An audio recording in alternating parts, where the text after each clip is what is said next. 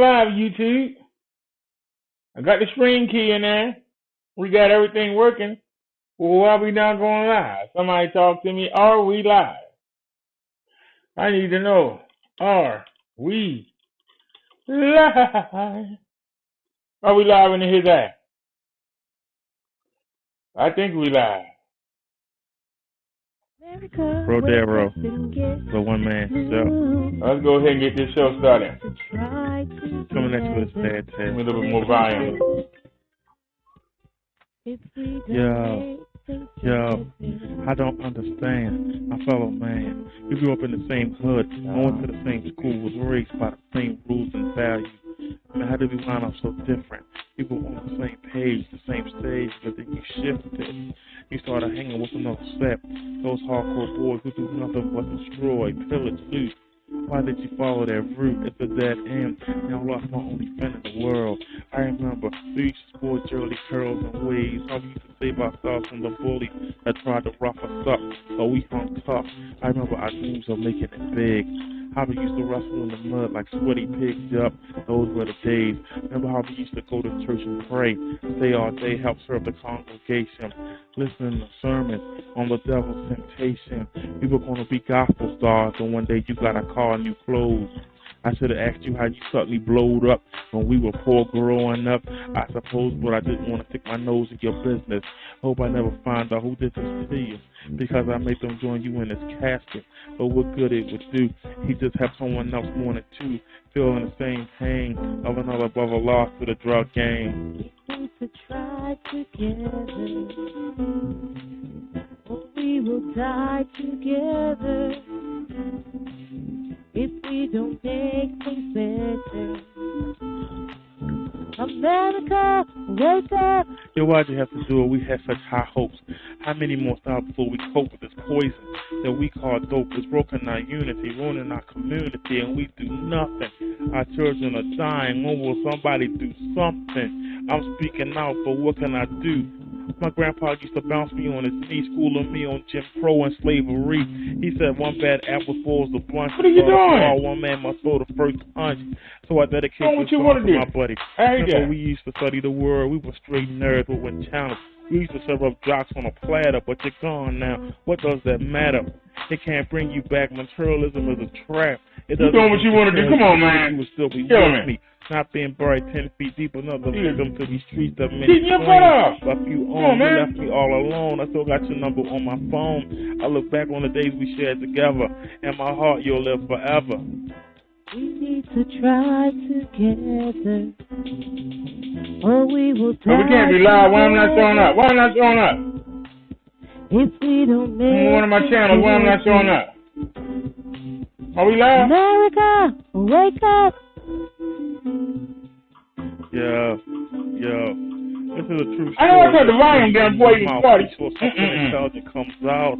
Okay. I know what false and lost because pouring out some liquor. If you start slinging, get died quicker. That's a fact. So think twice. Nia. The money worth your life, your legacy. I'm trying to start a movement. Who will join with me? Who's willing to help? Stop thinking about yourself. Hit the score. Sooner or later, one of yours will drop. Stop depending on the cops. How many more babies will be born addicted to that rock? Fainting from the womb, heading for the tomb at birth. Slogans like say no don't work. You can't hide this problem. It takes a whole community to solve it. We need more than drug treatment. Let's concentrate on what makes people seek it. Yo, there's got to be something wrong for someone to smoke on just a substance that is so strong. It makes people sell their bodies, their babies, turning our city into a living hell. We need to try. Yo, we gotta do something about this drug problem. Something about it.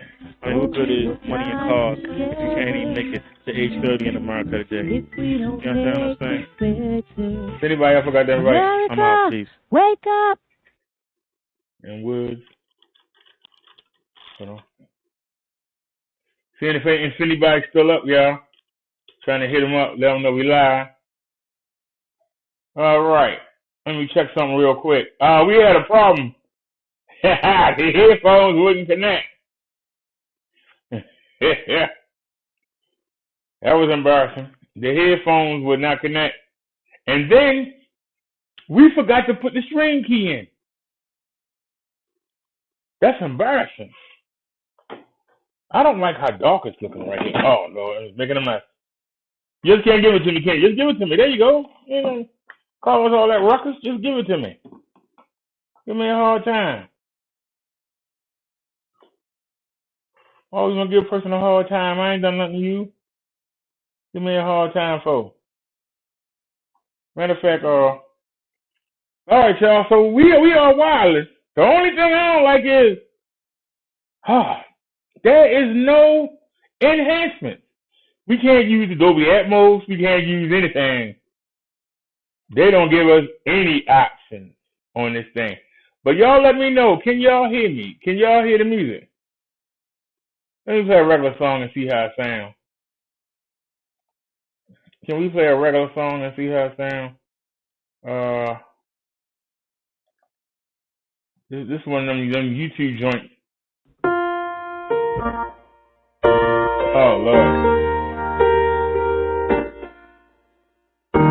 Okay. So now we gotta go dance around and get this wire, right? Just one little wire. Tangled up and everything, right?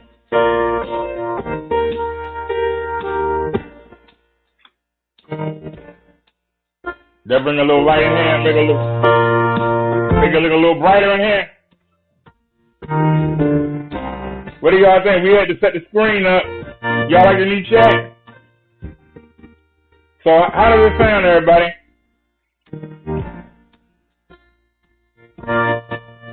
But I gotta tell you,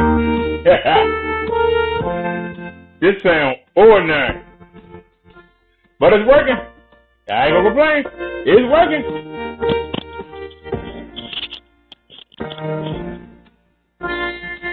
And I'll be able to walk away and not have to stay at this microphone to talk to you.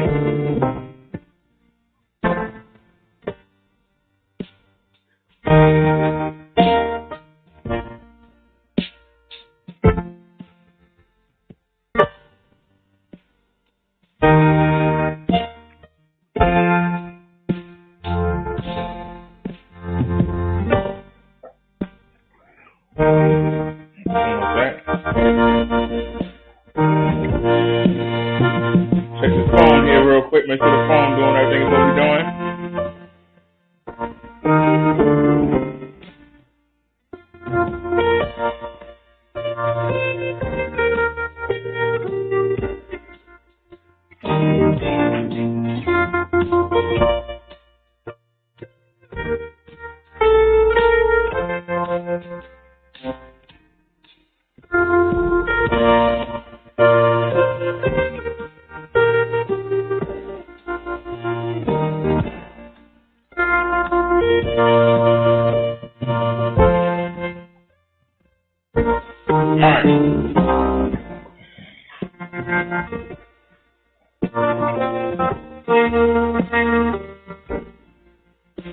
This corny music.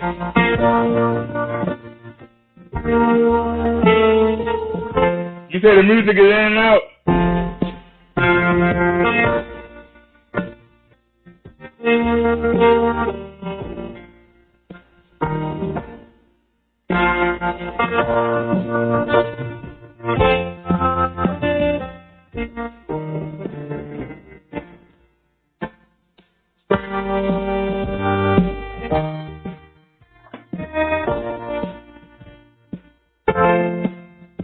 Well, the Bluetooth adapter coming tomorrow, so hopefully that'll help. Hopefully that'll help tomorrow. You say it's in and out?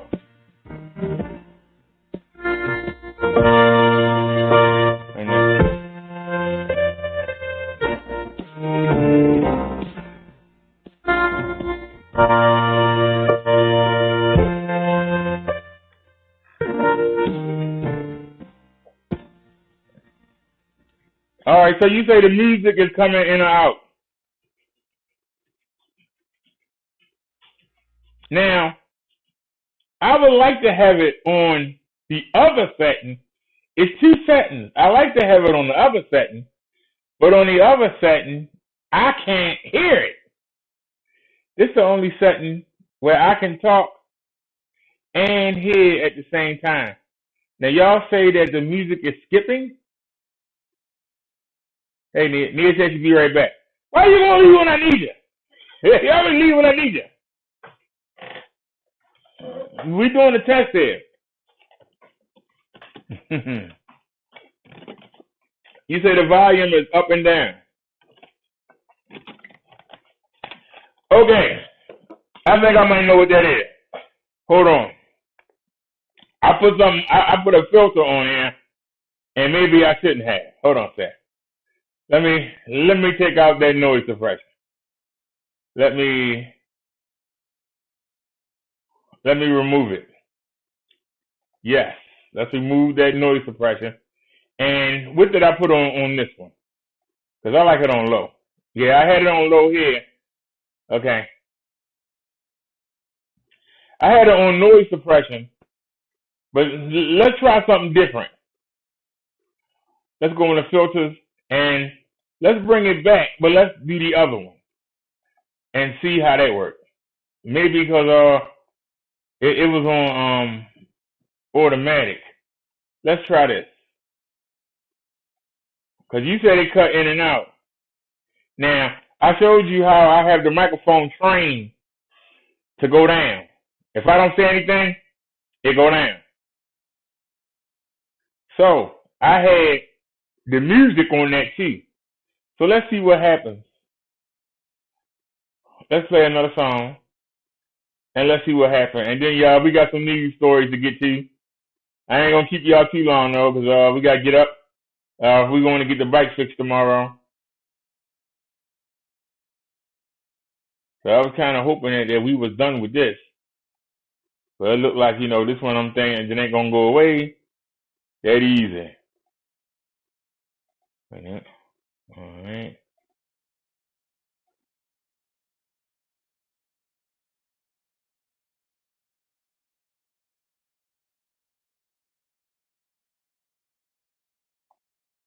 All right, we can play this one a while. I mean, we here on the studio. Hey, man, what that you put on the jukebox? What's this? One-man show? What the heck is the one-man show? All right, let me know if the music gonna cut out.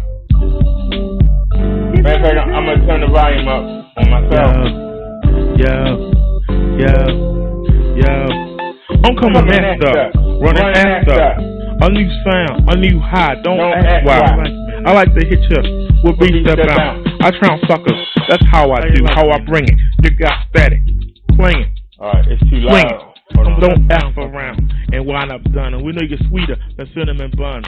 Fellas be front like Perry Ellis, Sport and Gold Link. There's no help because that style still stinks. Yo, I get mad fraught, splash mad, not for cash. My skills flash all over you like a rash. I'm never at a loss for words. My bedroom door reads, do not disturb. Never took a drink, never smoke a blunt. Never went hungry, always had enough. So sometimes the lights cut out, never for more than one day. I was gambling, hey, I lost all my pay. That's why I don't front. I never waited for the first of the month. I work, but I don't work hard. I feel only one man, and that's God. Don't start bitching, this ain't about religion. I'm switching, yo. This verse I'm ditching. Yo, I wish I could drive from the back seat because these front speakers are cheap, they're too damn weak. A brother like Derrick says, a brother like Derrick will go upside your head. A brother like Derrick says, grow up. A brother like Derrick says, your style sucks. A brother like Derrick says, drop dead. So, a brother like I want to be sure I get the correct phrase. Chun had the idea. Hey, I got something. Blank everything. I didn't blank everything. I let the files on. But we took off all the acts, and I was putting the acts back on. Right, that's what it was. I like to forget, so I get what I need. I had used so many drivers with the Dolby Atmos and the GPS and the home theater that I messed up the driver. I like to holler at the ladies on the strip on that way. So we reinstalled the original Windows 10, everything. And so we on the original driver. I live in a bubble. Just me and my lady. Everything will be kosher, gravy, but no man is an I didn't read it. You can have but your we're going to play the video, Nick.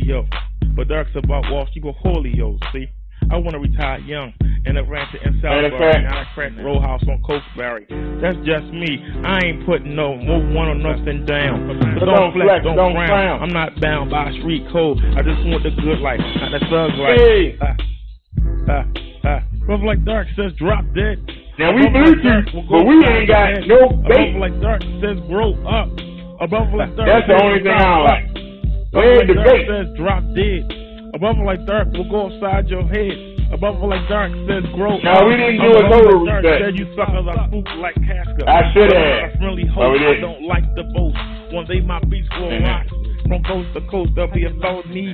If you sample my melodies, you can't hop on my onset. Let me copy that link. Synthesized, computerized. Let's share the link. Who should I share with? I'm that please. All the videos on the Chun Reed. But best time for pound. I want to raid old she was up. For gold trim. No Hellcat for custom made rims with 2 silk woofers. Chain to I know Liz is sleep. So you suckers can't jack me for my bass tooth while I snooze. I get around like 2 pops. I'm the American bad kid rock, the real heavy D. Forget this marquee. I'm the human orchestra. I don't need no props. I'm composing hits and I won't stop. I can't stop because I'm invincible. I stick to my principles. I follow no one. I'm the dominator. The heartbreaker. This is my sport. This is my sport. You can't hang with me. You can't bang with me on these boards. I dump tracks like Shaq. I'll put you on your back, Jack. Above Like Dark says drop dead. Right. Above Like Dark will go upside your head. Right. Above Like Dark says grow up. Above Like Dark says your style sucks. Above Like Dark says drop dead. Above Like Dark will go upside your head. Above Like Dark says grow up. Above Like Dark says your style sucks. Who you gonna attack, son? Cause I'll put you on your back. I'm brother like hit like this. I kick out beats with no assist and make melodies without even thinking. You start blinking. There's a number one lead. I made 2 freestyles for the end of this. I couldn't decide, so I just went back and forth with them. Some say I'm mentally stirred, but no, I'm perturbed. How you like me now? I use nouns and verbs and I stay alert. You mess with me, you only get hurt. Cause I really don't care, I answer to no one. I live alone, stay alone, keep to myself. See, that's good for my health. Can't nobody take what I make, so you never know what I got. I'm rocking with no assist. Brother like that. Drop dead. A brother like that. Go inside your head. A brother like that. A brother like that. Suckers like that. A brother like that. A brother like that. Oh, before I forget. A brother like that. A brother like that. Come on, here we go. And I read the obituary about you first. And if you're riding in the back of the cab, goddamn, you this is a whole lot better than it is to me because you got the speakers back there. I'm out. You drive from the back seat. The front speakers are too damn weak. Cause I can drive from the front seat. I'll mess up right there. Too damn weak. Above Like Dark says drop dead. Above Like Dark will go upside your head. Above Like Dark says grow up. Above Like Dark says your style sucks.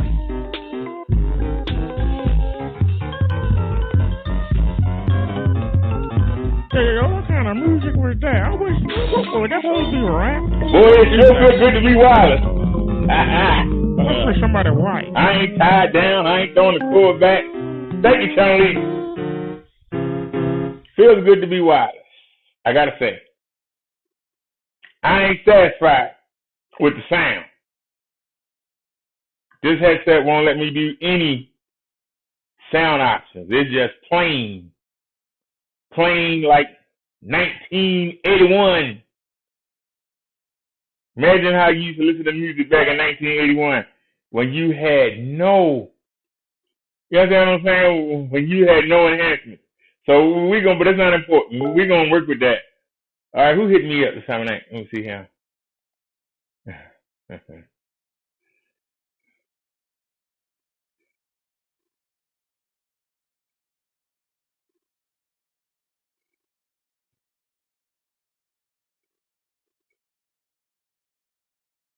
Yeah, because like I said, I'm really afraid to touch anything. Chun Lee, trust me. I got if I open up my download folder, you'd be surprised how many drivers I got there. But I'm going to have to look up Bluetooth drivers, Bluetooth audio enhancers. Like I said, I might just take these back to Walgreens and I might order me another pair. Because I still got my neighbors sitting right there. It's the exact same thing. My only problem is, at least they were gaming headphones. Even though they were cheap, they allowed you to do, we can't even use the Dolby Atmos. If we could use the Dolby Atmos, I would chill. But we can't even use the Dolby Atmos. It won't let us do it on. Now, if I can't hear the music, then we can do it.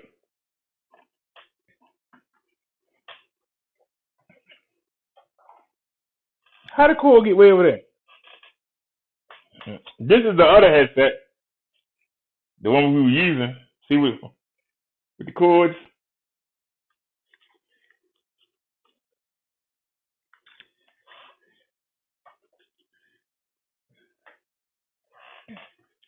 But like I say, we're gonna focus on the back tire now. So we'll get that done tomorrow.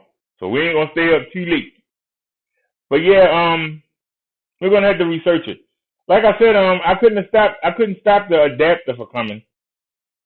And so it's still one more.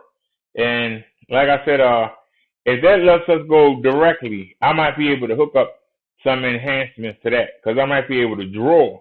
Like if I could draw from the new sound card, because it has a front, right and left. It has a center and subwoofer, and then it has the rear, right and left, and it has a separate headphone jack. So if I take the splitter off of those headphones and I put it with the adapter cable that come with the receiver on Friday, I should be able to run it from the sound card and then have it come to the headphones. And then I'll be able to put the enhancements on there, and it won't sound so bad. So that's why I'm chill right now. I'll wait patiently. At least we got something to work with until Friday. No need in doing anything. We'll go ahead and focus on the bike.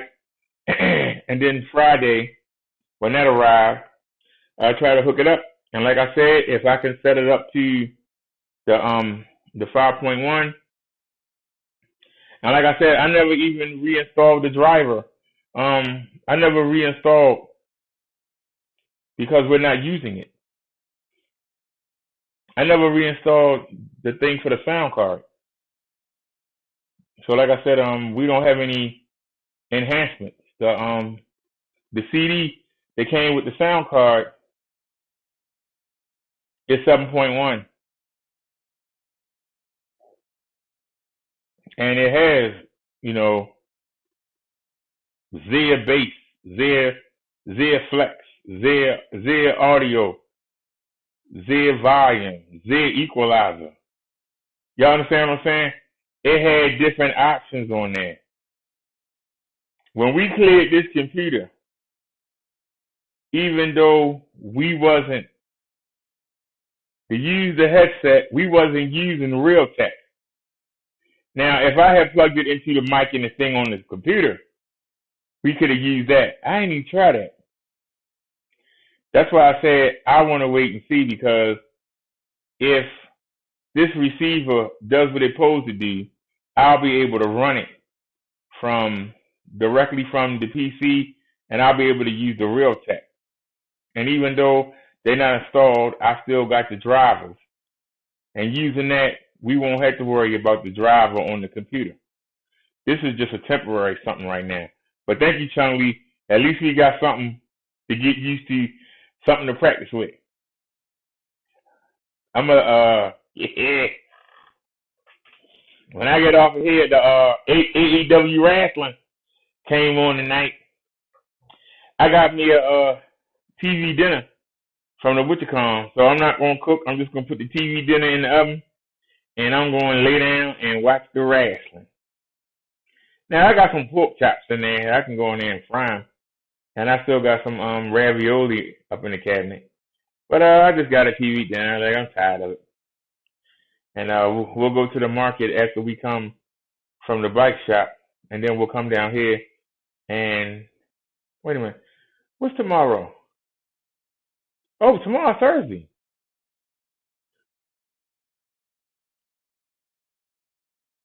Tomorrow is Thursday. So we don't have nothing coming tomorrow. Good. Okay. Good. Might even ride around a little bit, hit the market, depends on how cold it is.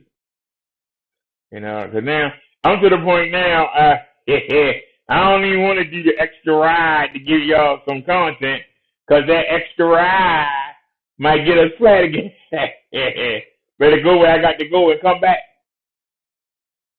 Y'all know what I'm saying? I better go where I got to go and come home. Instead of trying to ride around showing y'all the neighborhood, I might be better just go and come back.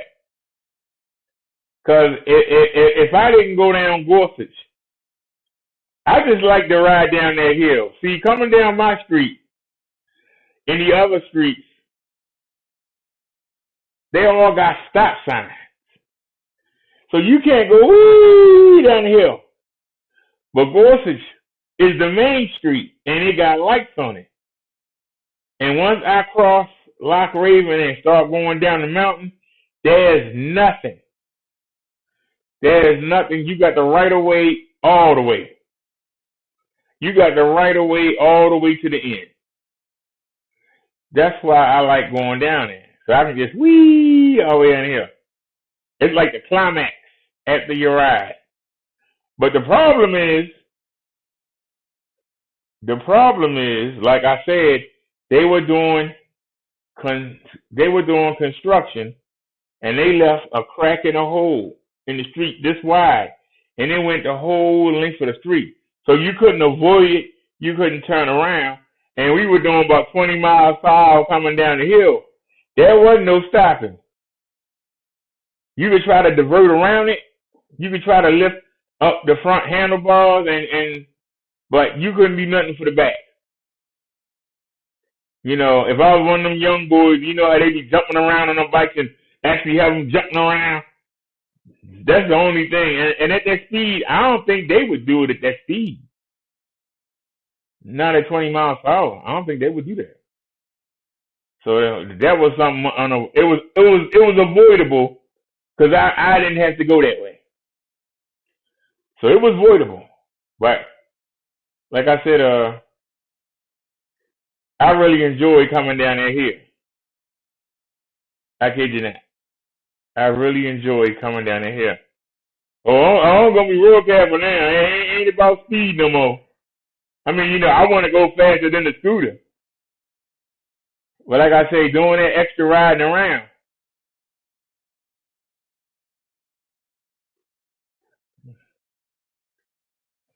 The wheelie wouldn't help because it was the back tire that went. We've had that front tire and had no problems. We haven't had no problems from the front tire. It's been the rear. It's been the rear tire. Matter of fact, while I'm up there, I'm going to ask them, do they have any of that gel? Somebody said if you put that gel in there, it makes them less likely to go flat. Y'all know what I'm talking about? Somebody remind me when we go tomorrow. I gotta figure out how am I going to carry the camera? That's a good question. The bike's gonna be in the trunk. Oh, and I'm also asking if they can adjust that seat because it sits too far back. The mechanic couldn't get it to sit forward. I'm gonna ask them if they can fix the seat and see if we can get it. He said we had to jump it. But like I said, when we hit that, I knew we had a flat. You even heard me say it, and I was surprised, and I was going to turn up my street, and instead I kept straight. And then you heard it. I said, oh, Lord. But you can hear in the video, I'm saying, I hope I ain't got no flat. Come on, man. Like, please, come on. Yeah, we just got the tire fixed like got done. And like I say, this daggone Congress, man, we'd have been heading these back. I don't know what they're doing. They playing around. Hey, how's the volume? You said a can of Fix-A-Flat. I don't know if Fix-A-Flat work when you pop a tire. It's one thing to get a hole in it by running over something. I think we popped it. I mean, like, pop, go the weasel. The weasel go pop. Because I had that little air pump, and I was trying to pump it. That air was coming right back out. I think we punctured it. That wasn't no little, we ran over a little nail with a little nail hole. I think we punctured it like a balloon. Pop. I'm telling you, I still feel the effects on my behind when we hit that bump. That was daggone a month and a half ago. I still feel it. God damn, that thing hurt. I don't know how I didn't go down. It took every bit of energy not to go down.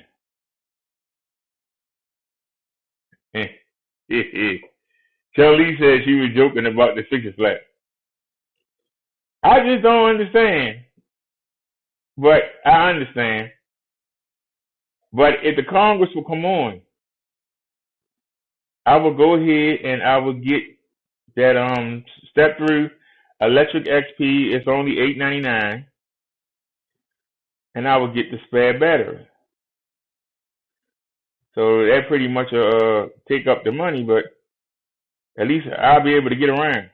Now, I don't have to get that. I could get the I could get that scooter, but you won't get no exercise. But I mean, it goes 15 miles per hour, and you know it got two 350-watt motors, one on each wheel. I got one wheel right now, and it's 250.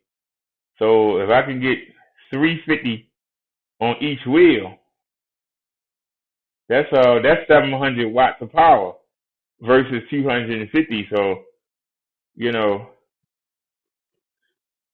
250 and 250 is 500, and then another one is 750. So I have almost 3 times the power. They say you can get 20 miles. I don't know at my weight, but it still say you can get 20 miles. It seems like almost anything we get is better than what we got, because we only getting 5 miles on the bike now. We only getting 3 something on the scooter. So that's why I'm saying it's.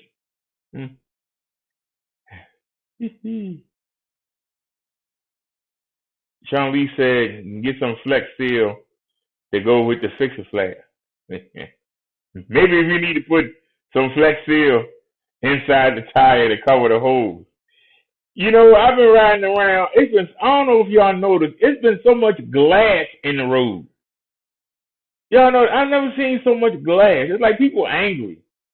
And they just busting bottles and just doing crazy stuff. We got a lot of stories to look at. But I enjoy talking to y'all. We got stories on deck. I send them to Chun Lee Hangouts. She know we got stories on deck. It's so much violence, especially down there in Atlanta. You know, we got YouTubers that's from Atlanta, and they forever talk about somebody else's place. Man, look at your own place. God darn. I live in Baltimore City. I don't even want to live in Atlanta. I heard Atlanta was a booming place for black people to go find work. Man, y'all can have that. If y'all remember, our boy Reggie, Reg Incognito, was standing right there when a woman got shot. And that same night, I think 2 other people got shot. Then the next night, somebody got shot. Like, man, it's just like, it's like they just punks. We just gonna shoot you. We ain't gonna try and fight you. We just gonna shoot you. Well, you know, you talking mess about me. Okay, let me go home and get my gun. and then I'll come back.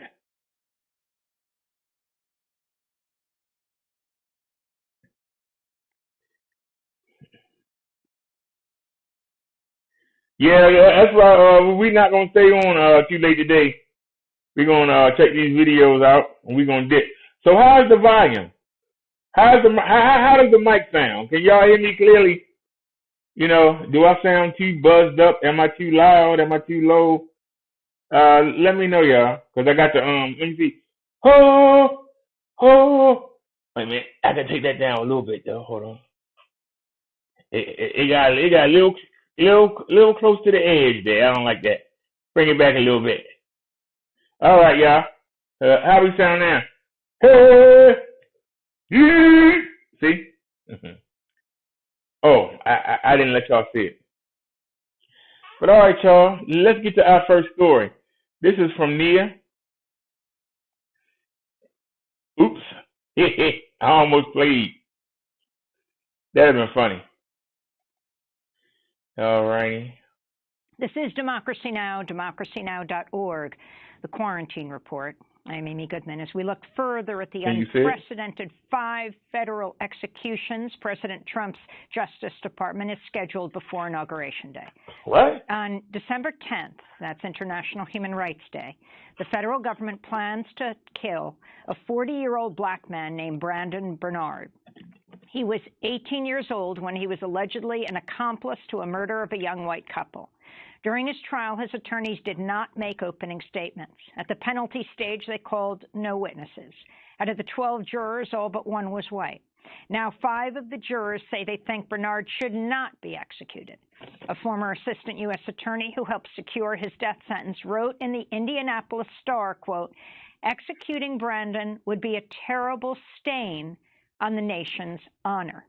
That's one of the prosecutors who prosecuted him. And the day after Bernard is set to die, Alfred Bourgeois, another black man, is scheduled to be federally executed December 11th. As you reported, January 12th, Lisa Montgomery is scheduled to be the first woman executed by the federal government in nearly 70 years.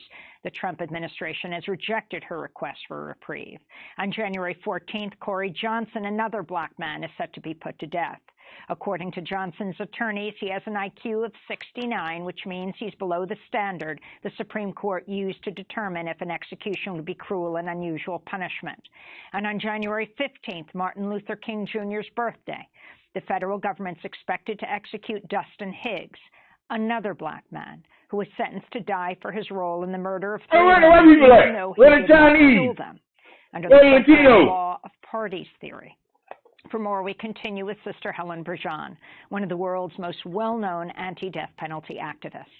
Sister Helen Prejean, if you can comment on this unprecedented, not in 100 years has a lame duck administration executed 1, let alone 5 prisoners in this period.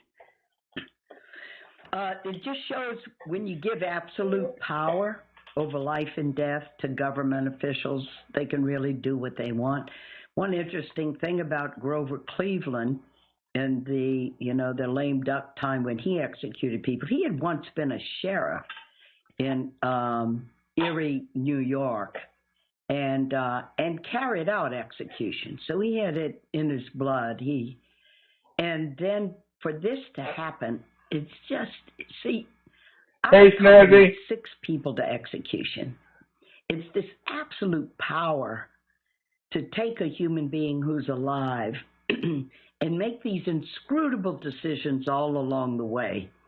As I was mentioning earlier, first of all, to even assume that out of all the murderers, you're going to be able to pinpoint the worst of the worst, either by their character, by their very nature, they are evil people, or by what they have done to determine they are in a special category all their own.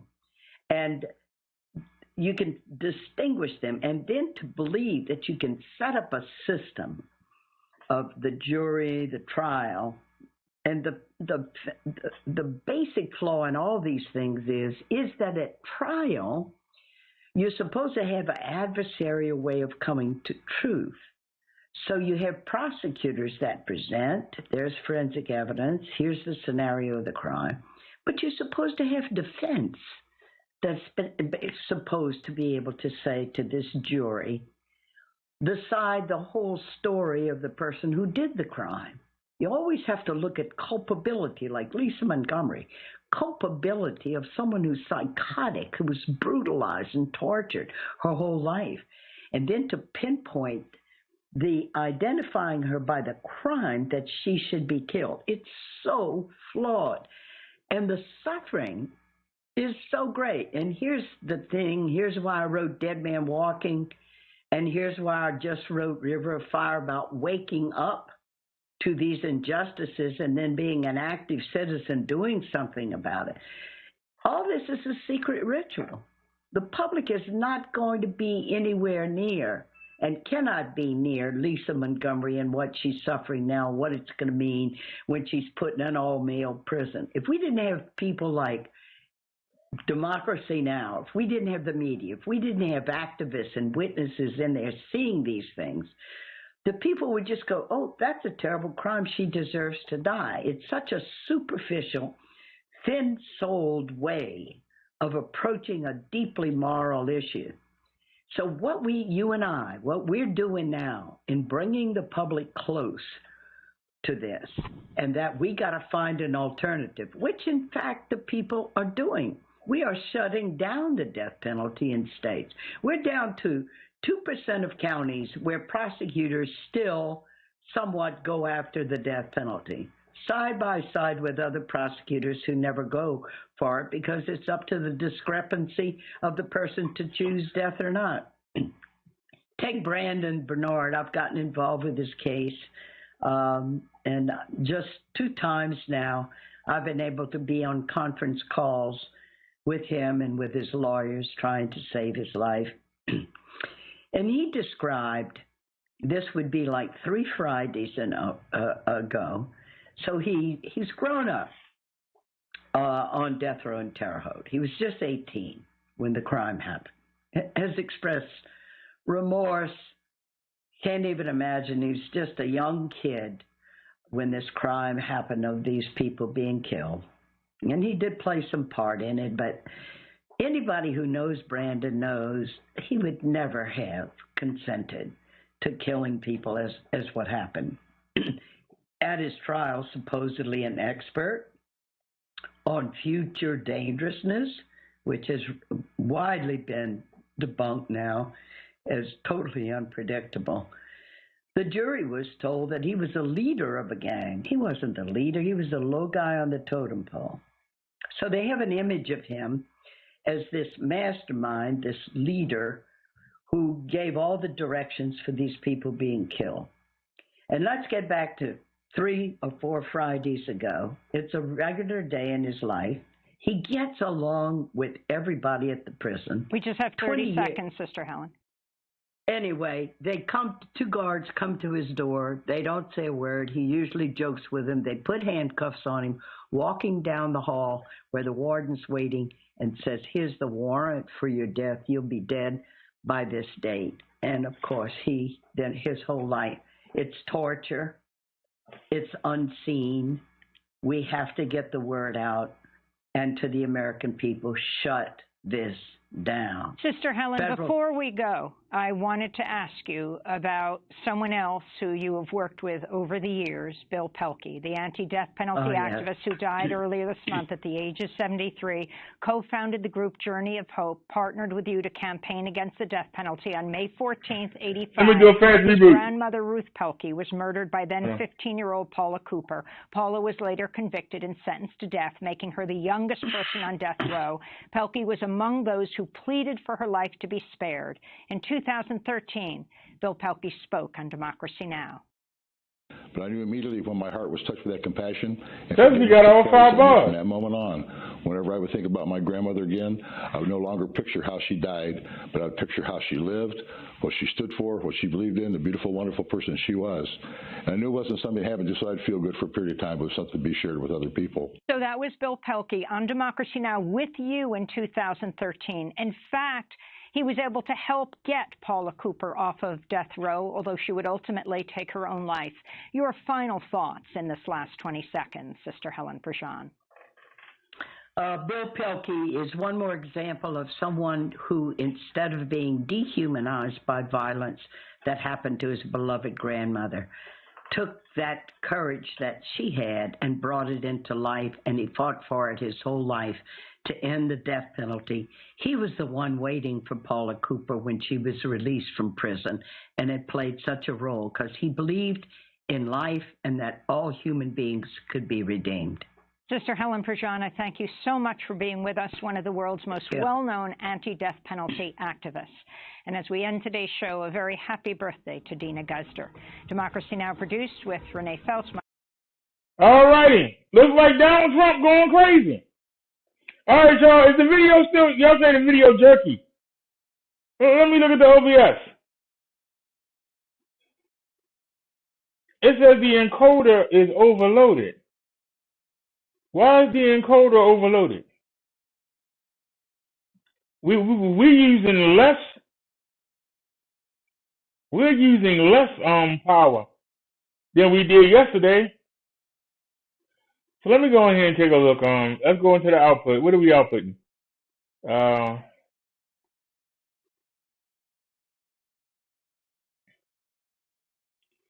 Okay, I can put that on faster. I can put that on baseline. That'll help. I can raise the power to 4550.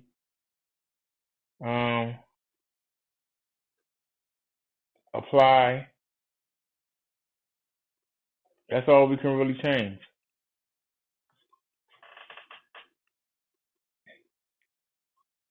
All righty, y'all. Are we still jerky?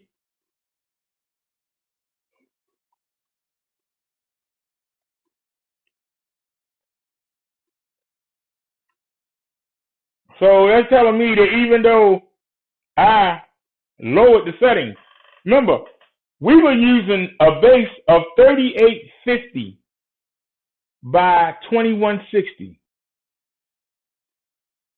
And we were having it come down to 2560 by 1440. So basically we went from a 4K base having it mixed down to a 2K base. So the computer had to bring it down. Now we're doing 2560 by 1440, and we're sending it to YouTube 2560 by 1440. So it doesn't have to downscale. All it's got to do is just send it to YouTube. It don't have to mix it down and then send it. It's just sending it. So it should be easier. It should be easier for it to go. Now, another thing is I got the chat moving too fast. I just noticed that. That's also putting stress on the PC. So let me go to the chat. Let me go to the filters. Let's go to scroll. And we're going to slow it down a little bit. Let's slow it down. All right. That looks about right. All right. Now we slowed down the chat. Okay? All right. So how we looking now, y'all? Everything good? Nia said it's playing fine.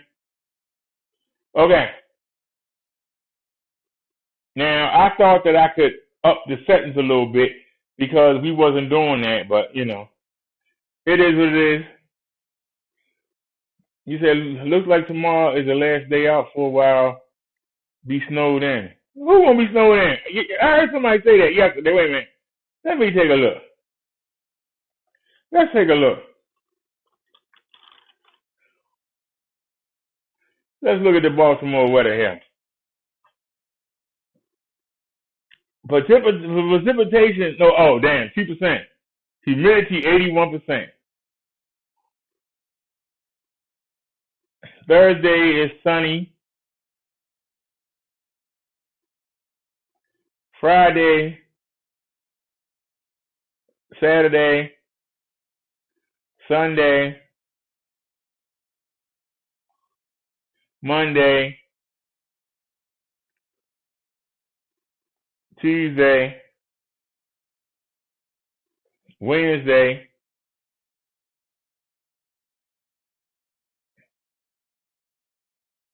say showers.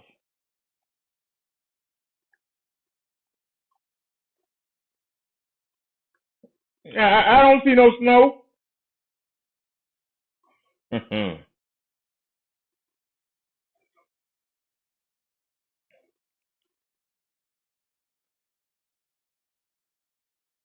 I didn't see no snow.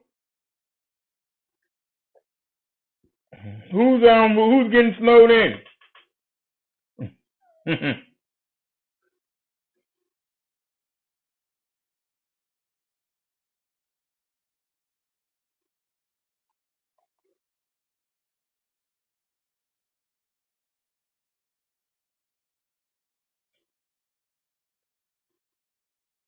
All right.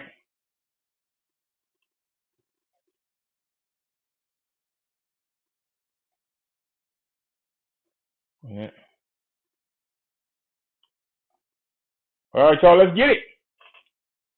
Well, investigators searching for answers after a knife attack leaves a 13-month-old child dead and a 20-year-old woman fighting for her life in a nearby hospital. All of this unfolding in Canton's Mountain View subdivision. That's where we find our Trayson Bragg live working to get answers. A very puzzling story here, Trayson. Good afternoon. That's right, Karen. It's also a very tragic story. Now, that's actually the house where this all happened, and police are still working to figure out exactly what led to this deadly attack. It is disturbing to know that it was just right down the street from us. Investigators are still combing this quiet neighborhood after tragedy struck the Mountain View subdivision in Canton. I wish I would have been able to be here to go and render aid. Neighbors tell me this house located on the 200 block of Mountain Vista Boulevard became the scene of a deadly knife attack yesterday. One neighbor tells me off camera her husband heard a terrifying scream from inside the house. Minutes later, police swarmed the home. They tell me a 13-month-old baby girl and a 20-year-old woman were stabbed. It's absolutely tragic knowing that a little child was involved. Both were rushed to the hospital, but sadly police say the baby died. That hits hard. Especially when you have kids of your own. To think about someone doing that to a child is absolutely heartbreaking. As for the 20-year-old woman, they say she is still in critical condition. I couldn't even imagine being someone of that age and going through that. Right now, CPD has not released a motive, but they say they don't believe the public is at risk. The reasoning why and not knowing, that's what's very scary and so close to home. You know, our thoughts and prayers are certainly with them. Now, investigators add that there were 6 people in the home at the time of the attack. They are all being interviewed by investigators in hopes that police can actually find out exactly what led to this attack here. Reporting live in Canton, I'm Trayson Bragg, CBS 46 News. That's dead on shame.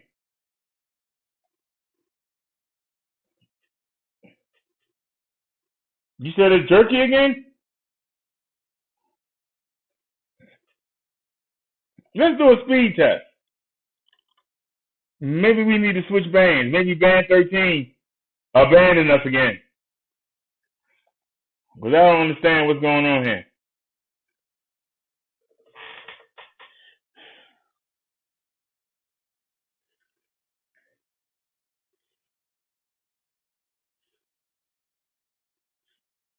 Now I'm looking at that and I'm trying not to frown. We should be doing. That can't be correct. That can't be correct. Ain't no way in the world we do. I'm not gonna believe that. I'm not gonna believe that.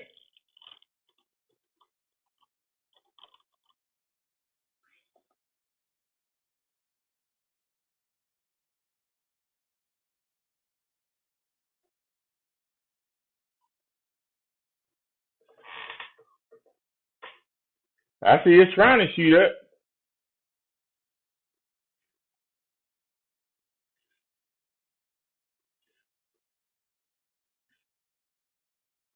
And y'all saw it was trying to shoot up. Well, that's the first problem. I don't believe that that's our real speed. But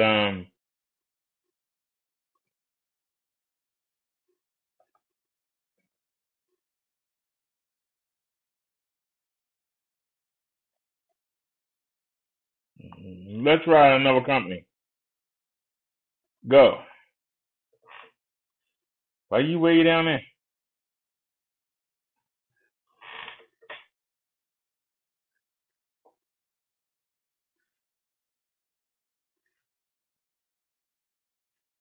How are we only doing 5? I did a speed test a couple hours ago. We were doing 20 something and 10 something up. Y'all see how it shot up and shot back?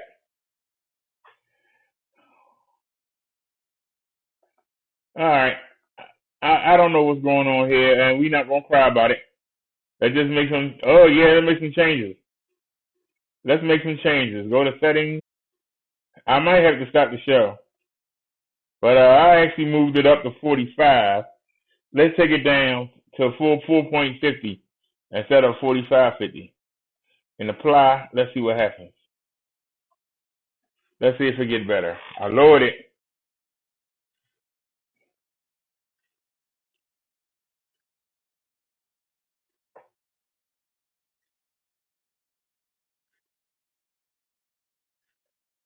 So are you stable now? I lowered the setting. All right, y'all. Is it still herky jerky? It's showing a solid green.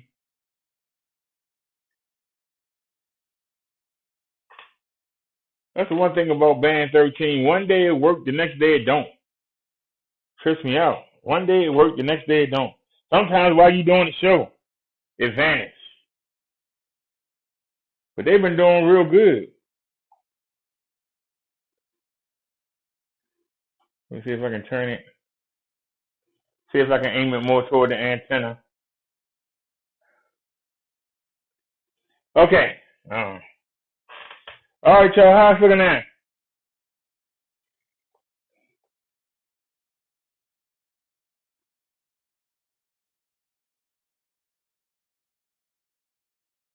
All right.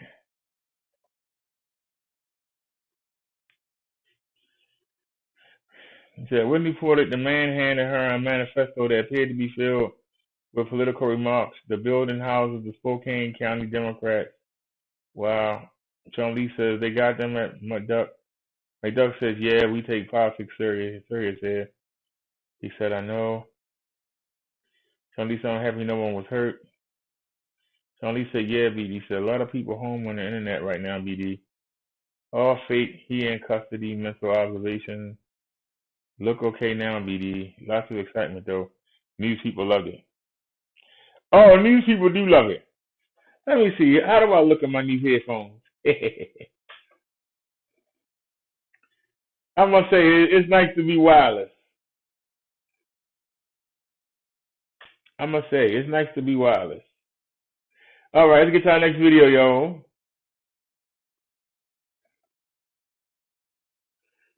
We're on number 2, right? Hey, you. Commercial.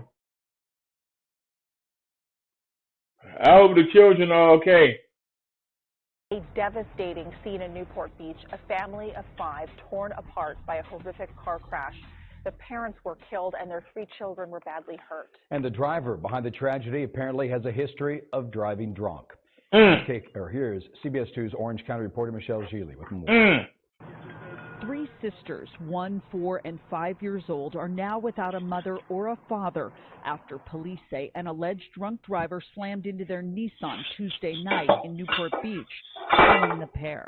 We do know that the suspect was driving southbound on Newport Coast Drive, and the victims were driving northbound, making a left-hand turn onto Pelican Hill.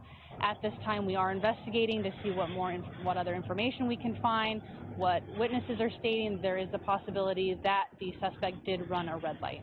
Officials have identified the driver of the black Range Rover as Grace Elizabeth Coleman of Newport Beach.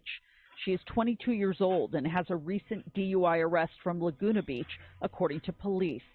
She was injured and is being guarded by an officer outside of her hospital room door.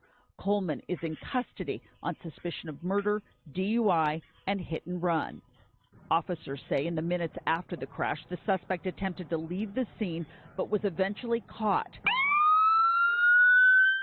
The children in the back seat of the victim's car were injured but survived. This heartbreaking image shows emergency crews pushing a gurney with the youngest girl still strapped into an infant seat. The family lived here behind me in this unit in Santa Ana. The victim's sister tells me that her brother went to the feels good to be able to walk around last night to pick up his last paycheck. He'd recently worked there in housekeeping. In the car with him were his wife and 3 little girls. This is just, I just can't believe it. I just can't believe what happened. The coroner says the girl's father is 27-year-old Henry Saldana. His wife, according to relatives, is Gabriela Andrade. She was 29. In Newport Beach, Michelle Geely, CBS 2 News. Like I was right there on time. Man. Yup, children in the back seat. Let's keep it going. Randy Kay on all of the investigations that'll greet the president and his family when he leaves office. Does anybody know more about litigation than Trump? I'm like a PhD in litigation, okay? Perhaps that expertise will come in handy after the White House, when Donald Trump is free game. In one high-profile probe, Manhattan District Attorney Cyrus Vance is looking into the inner workings of the Trump Organization. The investigation first focused on hush payments to 2 women who alleged before the 2016 election that they had engaged in sexual encounters with Donald Trump. The president has denied the affairs and knowing anything about the payments. But his former lawyer and then fixer, Michael Cohen, said last year, under oath, there was no doubt that Trump knew. In court filings, Vance signaled this probe may also include possible bank, insurance, and tax fraud. For 2 years now, Vance has been trying to get his hands on 8 years of Trump's tax returns. Over the summer, the U.S. Supreme Court blocked Trump's attempt to keep his returns private. These same people that failed to get me in Washington have sent every piece of information to New York so that they can try to get me there. How Trump valued his assets will also be getting a closer look post-presidency. In New York State, the Attorney General opened a fraud investigation focused on whether the Trump Organization inflated its assets to get tax benefits and bank loans and played them down when that no longer suited them. Mr. Trump inflated his total assets when it served his purposes, such as trying to be listed amongst the wealthiest people in Forbes, and deflated his assets to reduce his real estate taxes. For now, this is still a civil investigation, but it has the potential to turn criminal. Trump will also have to answer to the Attorneys General of Maryland and Washington, D.C., in a lawsuit over the emoluments clause brought back in 2017, which forbids profiting from the presidency. They allege Trump has pocketed big money from foreign governments who have stayed at the Trump Hotel in D.C. Trump has appealed the case to the U.S. Supreme Court, which hasn't decided whether to hear it. This thing is costing me a fortune being president. Somebody said, oh, he might have rented a room to a man from Saudi Arabia for $500. What about the $5 billion that I'll lose? You know, it's probably going to cost me, including upside, downside, lawyers, because every day they sue me for something. Citizen Trump will also face lawsuits involving allegations of rape and sexual assault. Summer Zervos, a former Apprentice contestant, is suing Trump for defamation related to her claim that he allegedly assaulted her in 2007. Last year, he lost his attempt to have the case dismissed. His deposition was put on hold until after he leaves office. Trump also lost his bid to dismiss a defamation case brought by E. Jean Carroll, who alleges Trump raped her in the 1990s. Trump has denied harming either woman, saying this about E. Jean Carroll, quote, "She's not my type." Randy Kay, CNN, Palm Beach, Florida. A lot of I'd be the type to get you locked up. The man pursuing the civil lawsuit in a D.C. courtroom joins us now, D.C. Attorney General Karl Racine. Mr. Attorney General, thanks for joining us. As we mentioned, Stephanie Winston Walkoff was deposed today. I know you aren't able to share details as this is an ongoing civil case. Can you share if she was cooperative or not? Ms. Winston Walkoff has been fully cooperative since day one of meeting her, and her deposition today, I think, was truthful, honest, and fulsome. Though I cannot talk about the details of the deposition, I can tell you that it strengthens our case, and our case is a just case because it demonstrates that the Trumps took advantage of the Presidential Inaugural Committee and funneled money, $1 million, essentially, into their own pockets and purses through the Trump Hotel.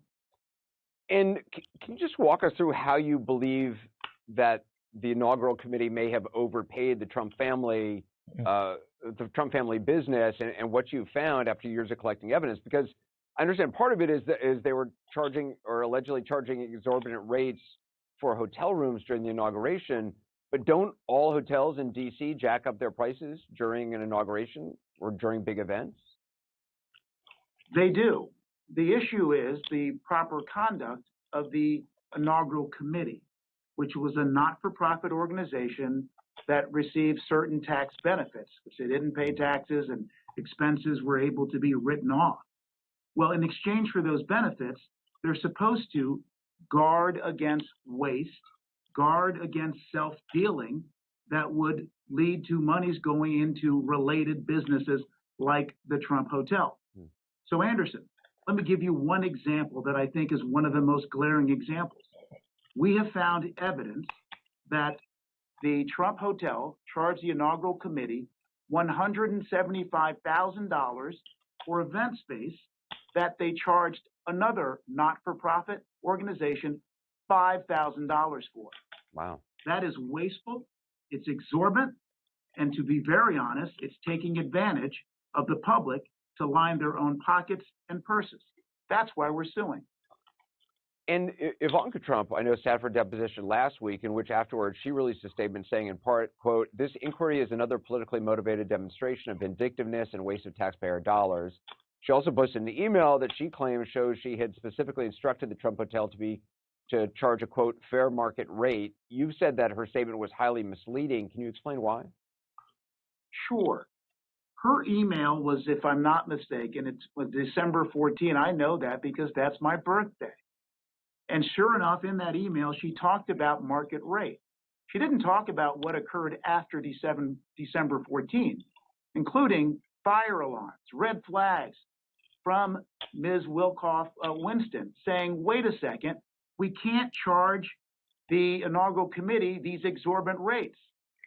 Instead, there are no emails where Ms. Trump put a halt to those kinds of charges, and therefore we know that she was in the loop but didn't stop it. Let me go further, because you mentioned in the opening segment that I guess the president mentioned that he's a PhD in litigation. I can tell you that my colleagues and I on the Democratic AG front have sued the president a lot, over 138 times. 80% of those cases we have won in front of courts that have been judged by Democratically appointed judges and Republican appointed judges. They have found that the Trumps have no legal claims, that their actions are contrary to law. And I'm confident at the end of the day, when this inauguration suit, it will be another loss for the Trumps, just as their last minute Hail Mary, with all due respect to the Virgin Mary, attempt to overturn this election is.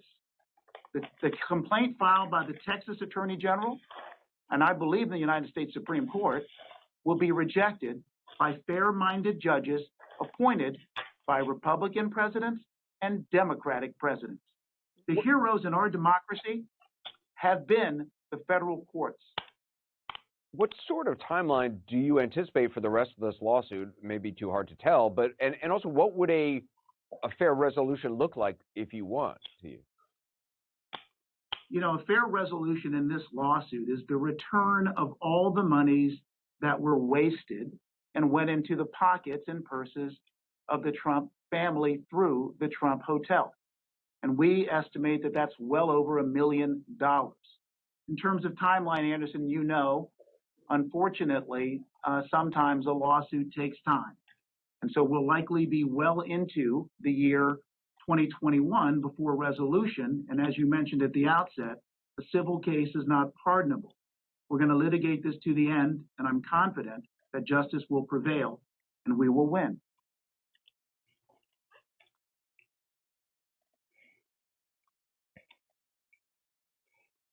Just like Donald Trump got something waiting for him. That's why he don't want to leave. He got somebody waiting for him. That's why he don't want to go nowhere. Week, but there are updates. So Donald Trump has essentially started his day by threatening to veto the National Defense Authorization Act, of course, which is the military funding bill, something that Congress has dutifully approved year after year for 59 years straight. Now, Trump is super salty toward tech companies, particularly Facebook and Twitter, for labeling his tweets alleging voter fraud and all these other, nonsensical arguments that have no basis in reality. And so he wants to retaliate against them by repealing something known as Section 230. Section 230 protects tech companies from being held liable if someone on their platform posts or does anything illegal, right?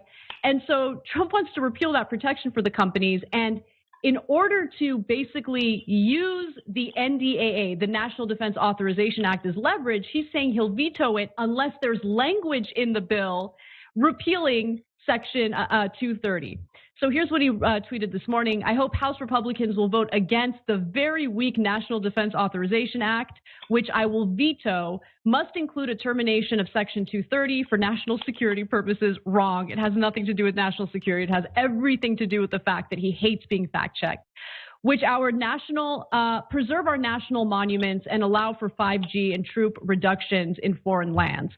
He does not want to rename any of the military bases that have been named after Confederate soldiers because he's a racist. We all know that. But the heart of this story is that he just really wants to retaliate against Facebook and Twitter.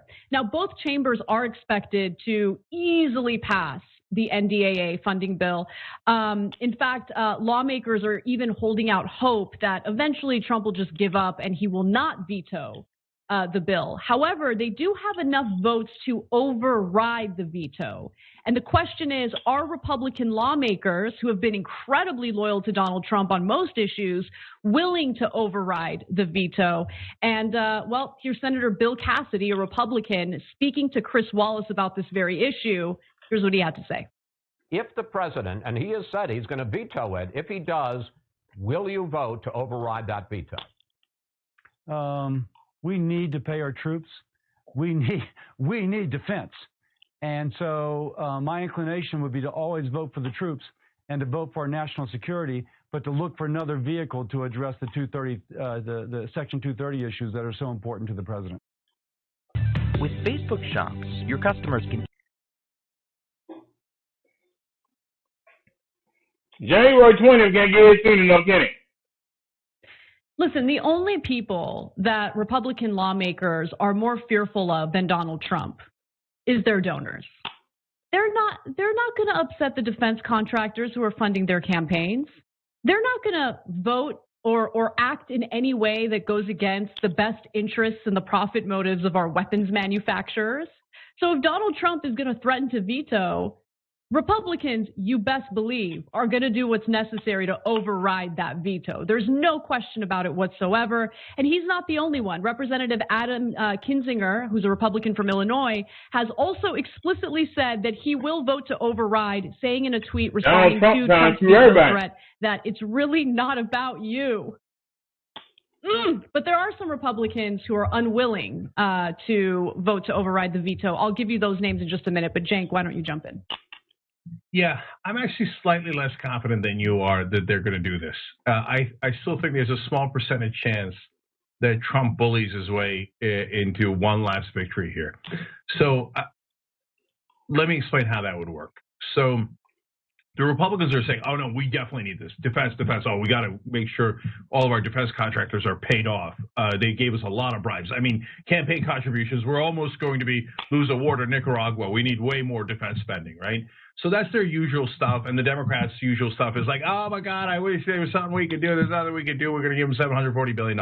Let me be clear, by the way. I would vote no hard no, no way. This defense budget is way, way too large. It's insane. It robs our children of their future to pay off defense contractors. Every progressive should vote no. They should vote no until they get it to a reasonable number and reallocate that money. You want to defund the police? Let's defund the military so that we can actually feed our kids, okay, and get health care for everybody. But Republicans, of course, don't want to do that. They love the bribes, et cetera. But they're hedging a little bit, saying, I mean, look, we're going to pass it in overwhelming numbers so that, we hope that Donald Trump, of course, will not veto. Then they say, okay, well, what if he does veto? They're like, yeah, but you would have to see at that point. But, I mean, we're going to try to pass it in big numbers. Oh, you cowards. So there is some chance that if Trump says, no, I'm vetoing it, they're like, I don't want to go against Trump. All my voters are lunatics. They'll vote me out. Okay, so if the Republicans fold, what do you think is going to happen to the Democrats? Democrats will fold instantly. You've never seen the Democrats. I mean, that's not even a question. Why I say something like, oh, the internet will die is Section 230 protects all tech companies from liability for crazy things that people say on their platforms. Now, you might think, oh, good, I don't want people to say crazy things. No, that means they'll take away all comments because they don't want, otherwise they'll be bankrupted by lawsuits instantly, okay? So there goes engagement. There goes listening to any real Americans on any platform. All your comments will be wiped out, and they'll basically rip the heart out of the internet. By the way, the only good silver lining here is the first person banned under Section 230 is taken away would be Donald Trump. Because, now I'm not joking, by the way. That's 100% fact. No more Trump and no more comments? Oh, no. Please don't do that. That would be terrible.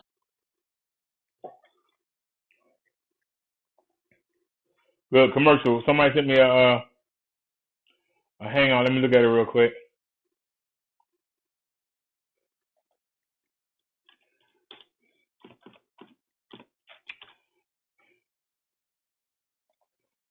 All right. I hear you, Anna, but no, man, that's a disaster for the internet. But look, so why would Trump be taken away? Because what is the liability? If you defame people, if you lie, you spread misinformation, there's a ton of liability that comes with that. And who lies the most on the internet? Donald Trump. And he would be, and he has the biggest account that spreads the most disinformation. Gone. He'd be gone on minute one if they took away Section 230. And by the way, all of MAGA, you idiots, all of your comments would be banned. You would be voiceless. You would have no voice at all. And then you turn around and be like, oh, they're banning our speech. What happened to free speech? You morons, you asked to have your speech banned. It is literally the thing that you would hate the most. But since Trump is the biggest idiot in the country, I don't know that I could find someone dumber than Trump in the country. He's like, oh, yeah, take away Section 230, so I won't be able to post online. He doesn't even know. He's so stupid. And if you say, oh, Jake, I believe Trump, or no matter what he says, look it up. Just look it up. Oh, no, I know. Every website's lying. Every piece of information is false. The only person who's right is your cult leader. Okay, have your voice banned. See how you like it. Thanks for watching The Young Turks. We really appreciate it. Another way to show support is through YouTube memberships. You'll get to interact.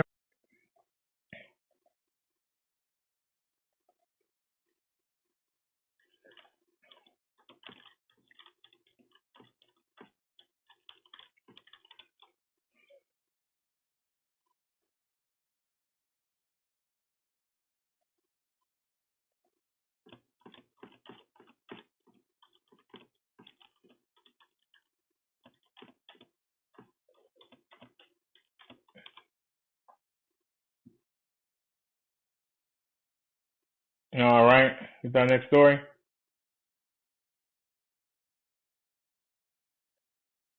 Where was it?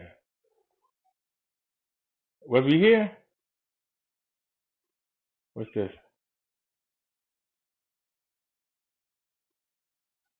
All right, check this out, y'all. WGN Investigates update on the hunt to get a tiny but potentially deadly device off Chicago streets. WGN's Ben Bradley joins us now with the news of a new arrest. Ben? Micah and Ray, last year we showed you how just a small piece of metal called a switch is able to convert handguns into machine guns. Today, prosecutors announced charges after federal agents found a stash of the switches inside a south suburban home.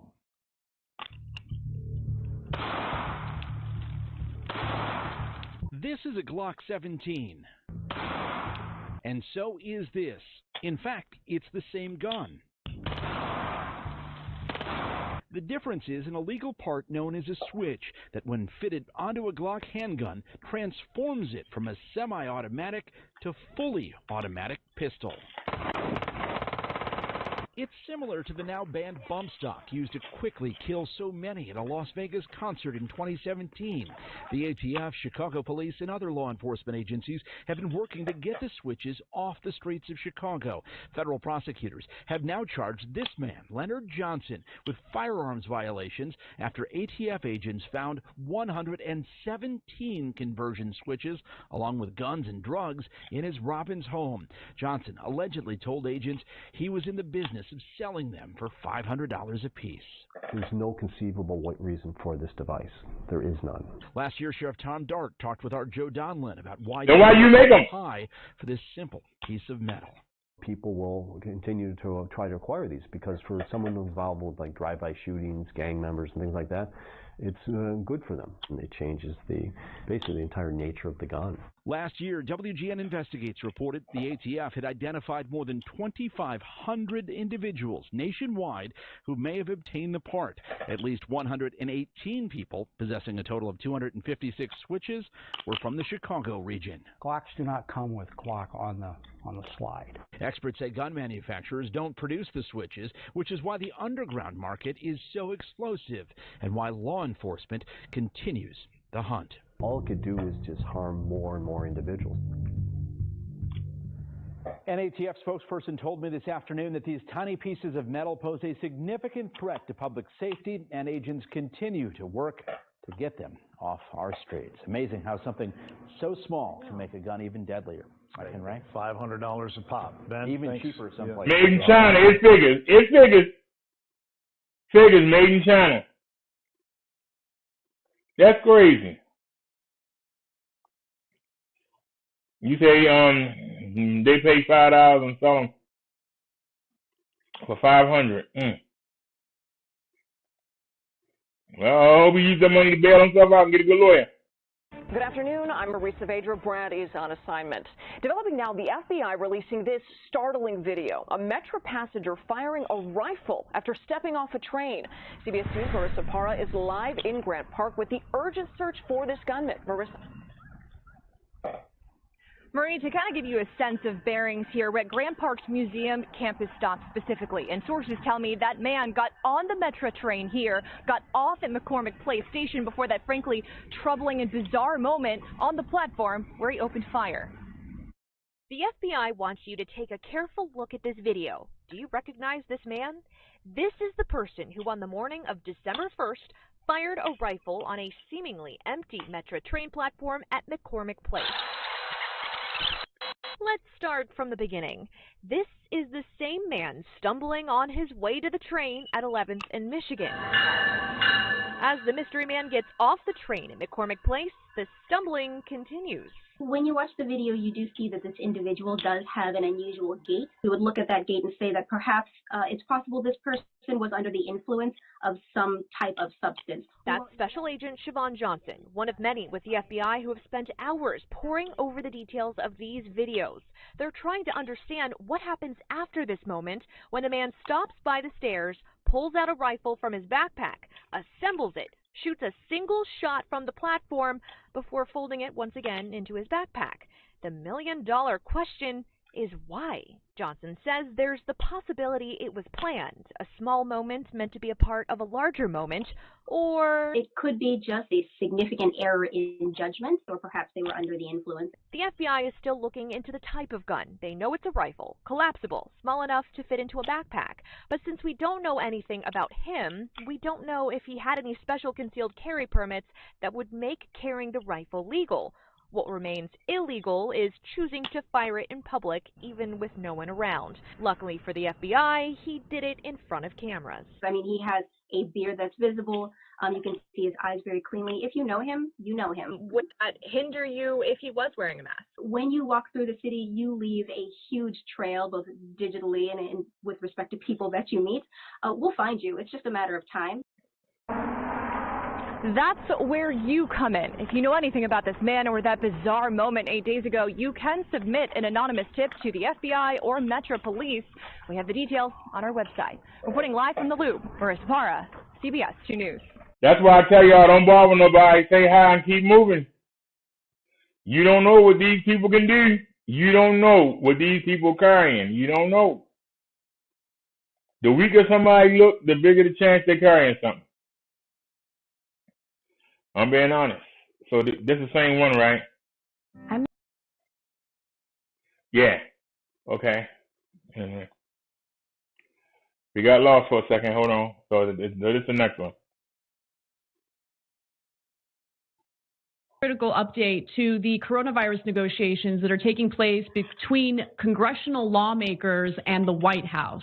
Now, yesterday it was reported that the White House was urgently asking GOP senators to approve one-time $600 direct checks to Americans as part of the coronavirus relief bill. And at that time, it really did seem as though the Trump administration was outflanking Democrats in Congress from the left. But now it's abundantly clear that that's not actually what's going on.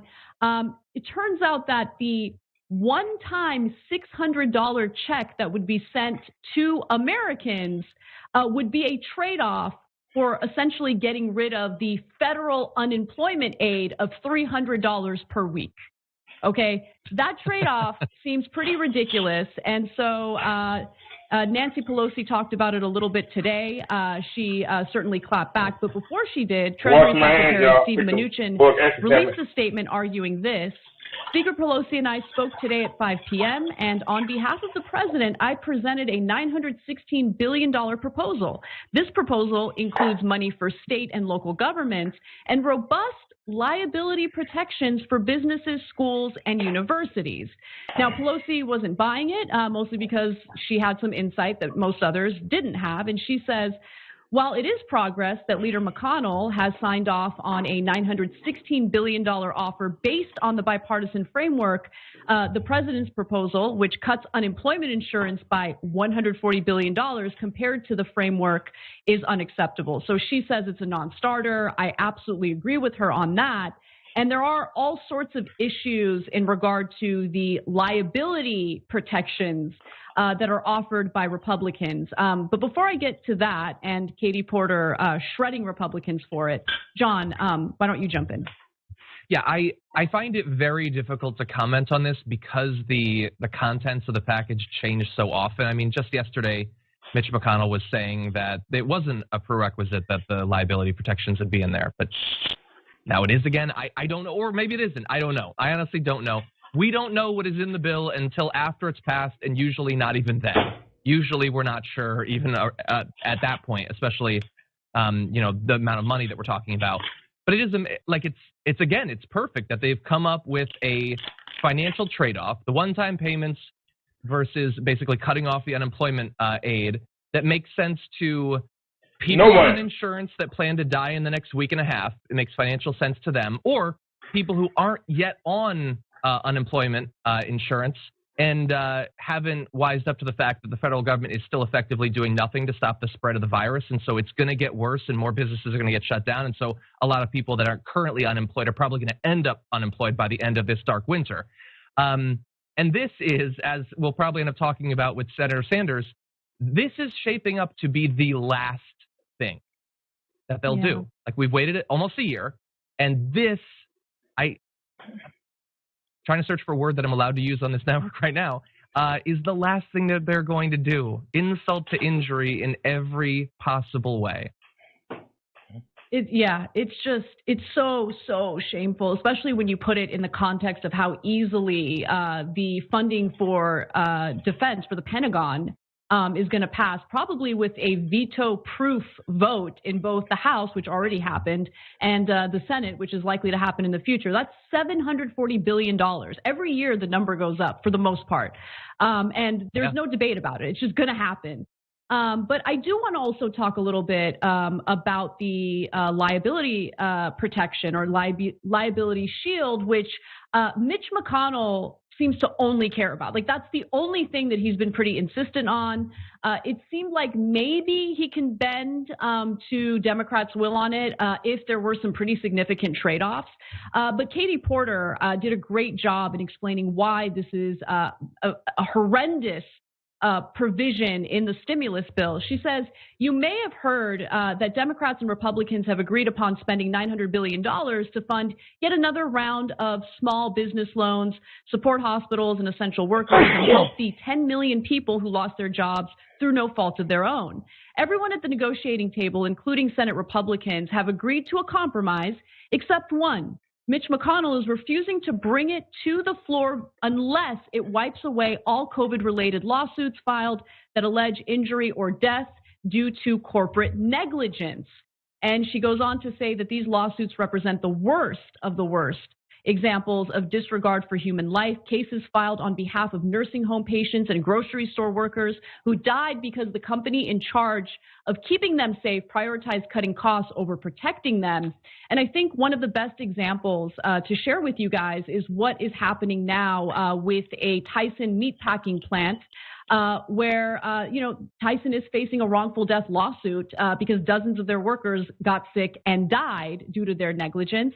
CNN has more details on that. Let's watch. According to the allegations, the plant manager of the Waterloo facility organized a cash buy-in, winner-take-all betting pool for supervisors and managers to wager how many employees would test positive for COVID-19. In the end, more than 1,000 employees would catch the virus, about a third of the nearly 3,000 working at the plant. I'm scared. Ernest Latiker spoke to CNN's Gary Tuckman in April about his conversation with Tyson's HR department. They told me I was safe, and they told me that everything was okay, and they told me I have a better chance of catching the coronavirus going out to Walmart than in Tyson. Come to work, you safe. The Pandora virus. 2, 1. The Tyson employers also allegedly told their employees to ignore any symptoms they might be suffering from contracting coronavirus and to just keep working. Yeah. It's just insane. The era of self-regulation of plants like the Tyson one needs to change, which is why it's good that the Department of Agriculture is going to be controlled by Tom Vilsack, who, while he was governor of Iowa, said that they should self-regulate. Anyway, but we'll talk about that more later. I can't. It's just so insulting. And the thing is, look, the reason that the liability shield is obviously such a priority for them, even though, again, as of yesterday, Mitch McConnell was saying that it wasn't important, isn't just because of all of the cases that we have right now or will have in the next couple of months. Those are bad and could be very expensive to these companies. But you know what's more expensive than a bunch of lawsuits all at once? It is years or decades of lawsuits. And COVID isn't a thing that either killed you or you survived. We are only beginning to understand the long-term damage that can be done to people's vascular system, their heart, their lungs, their reproductive system, we're finding out more recently too, as well as mental health issues. This is going to be one of those things where we're going to learn more, and then there's going to be class action lawsuits. And those are going to be coming for literally years unless they're all cut off right now at the source. So they're talking about short-term COVID liability. I don't think that is the end game for them. I think they want to shut off possibly years of lawsuits about the sort of negligence that we just saw in that video. Thanks for watching The Young Turks. We really appreciate it. All right, once again, we bring you the news. The Republicans not only don't want to give you no stimulus, We know that they're taking money from the big business owners. The big business owners want you to keep working. They want you to send your kids to school, and they don't want to make no kind of changes. Y'all notice that the Republicans have basically done nothing about COVID. When I say nothing, I mean nothing.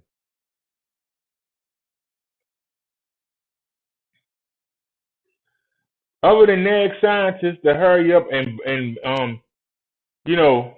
save them, what else have they done?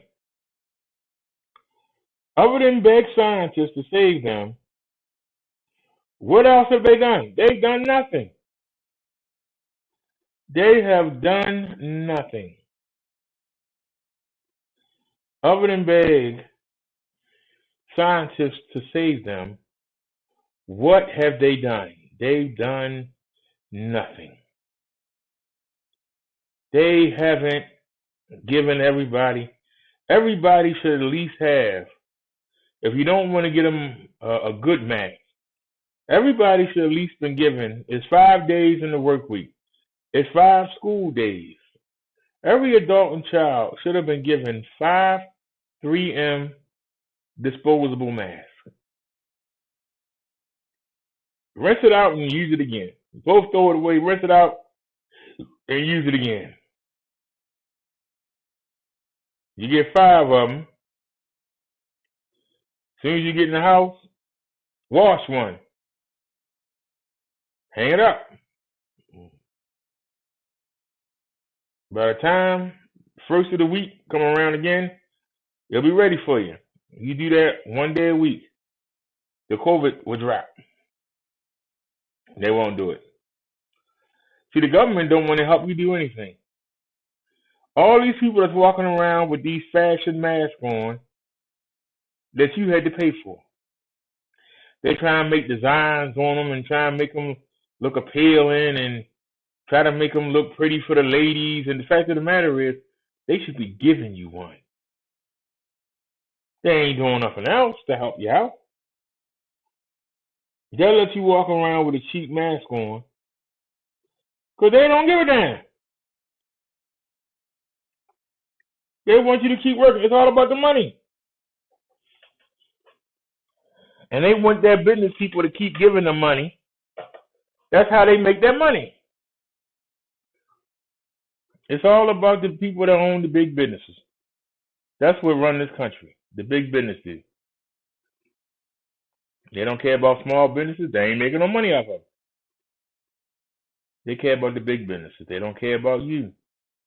They want you to go out there and risk your life and not be able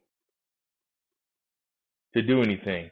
If you got an employer, just like the man said that Tyson did, that tells you not to worry about it, keep working,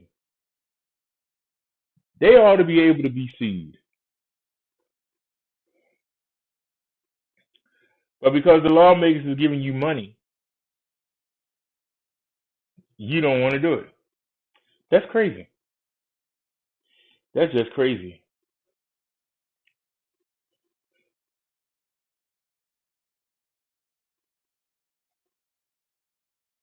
Let's keep it going.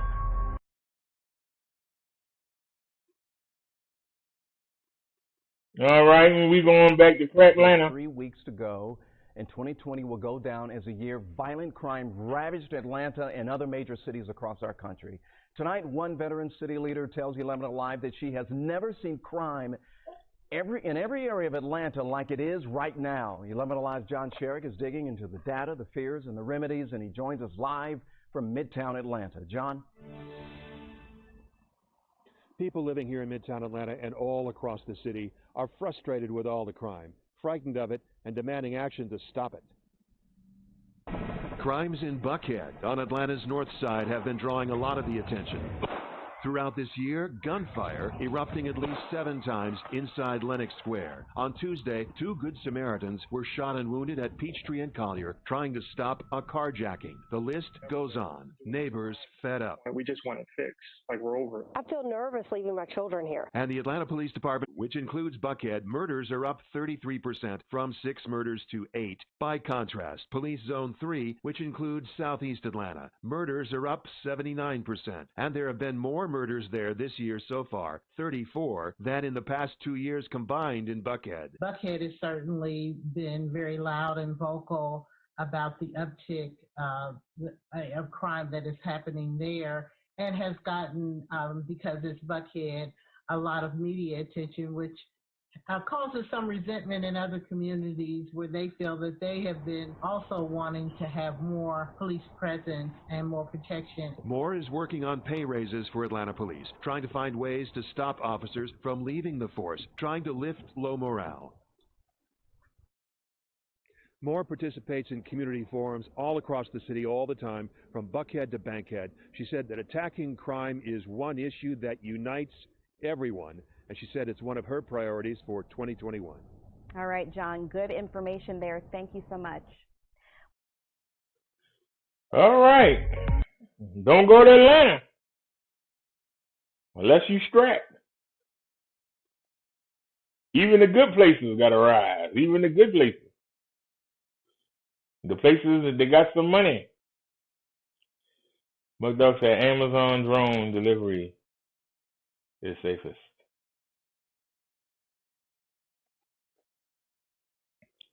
Alrighty. And 2020 will go down as a year violent crime ravaged Atlanta and other major cities Hey, across man. our country. Oh, you just got it. Oh, my bad. My bad, y'all. Got lost track. My bad.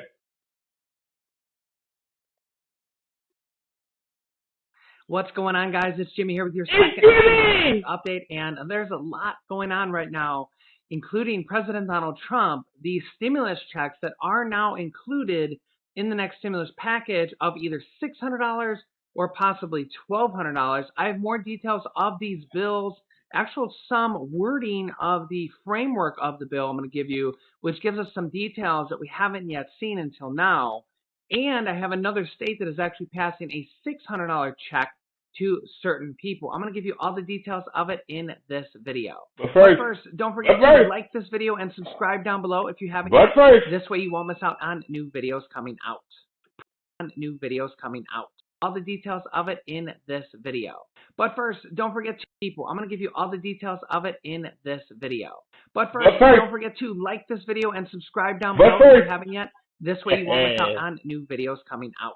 President Donald Trump has been very active on Twitter saying if somebody cheated in the election, which the Democrats did, why wouldn't the election be immediately overturned? How can a country be run like this?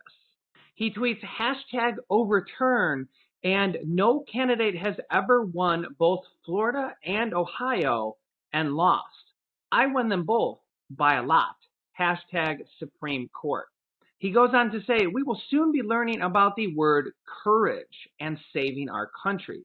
I received hundreds of thousands of legal votes more in all of the swing states than did my opponent.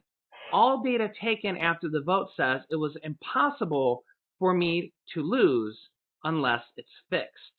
Strong words coming from President Donald Trump. Let me know your thoughts down below in the comments. It seems that there's more to come from him coming out very shortly. Next up, regarding stimulus checks and the next stimulus package. It seems that we're on the right track in regards to adding stimulus checks into the package, with now at least $600 stimulus checks on the menu. Meat's back on the table, boys. Let me know if you know what quote that movie is from down below in the comments. If you know that one, you win a thumbs up from me personally. So we actually have a part of the framework on the $908 billion stimulus package. Remember, there's two that have been pretty much like announced from the Republicans, $908 billion and $916 billion, which is within 1%. That extra $8 billion, billion with a B, is only 1% more money, which is kind of crazy. It's like we're talking about monopoly money here. But yet they're so stingy when it comes to like money for the people. I don't know, go figure that one out. But we have a new framework, more details on this bill. Let me show you.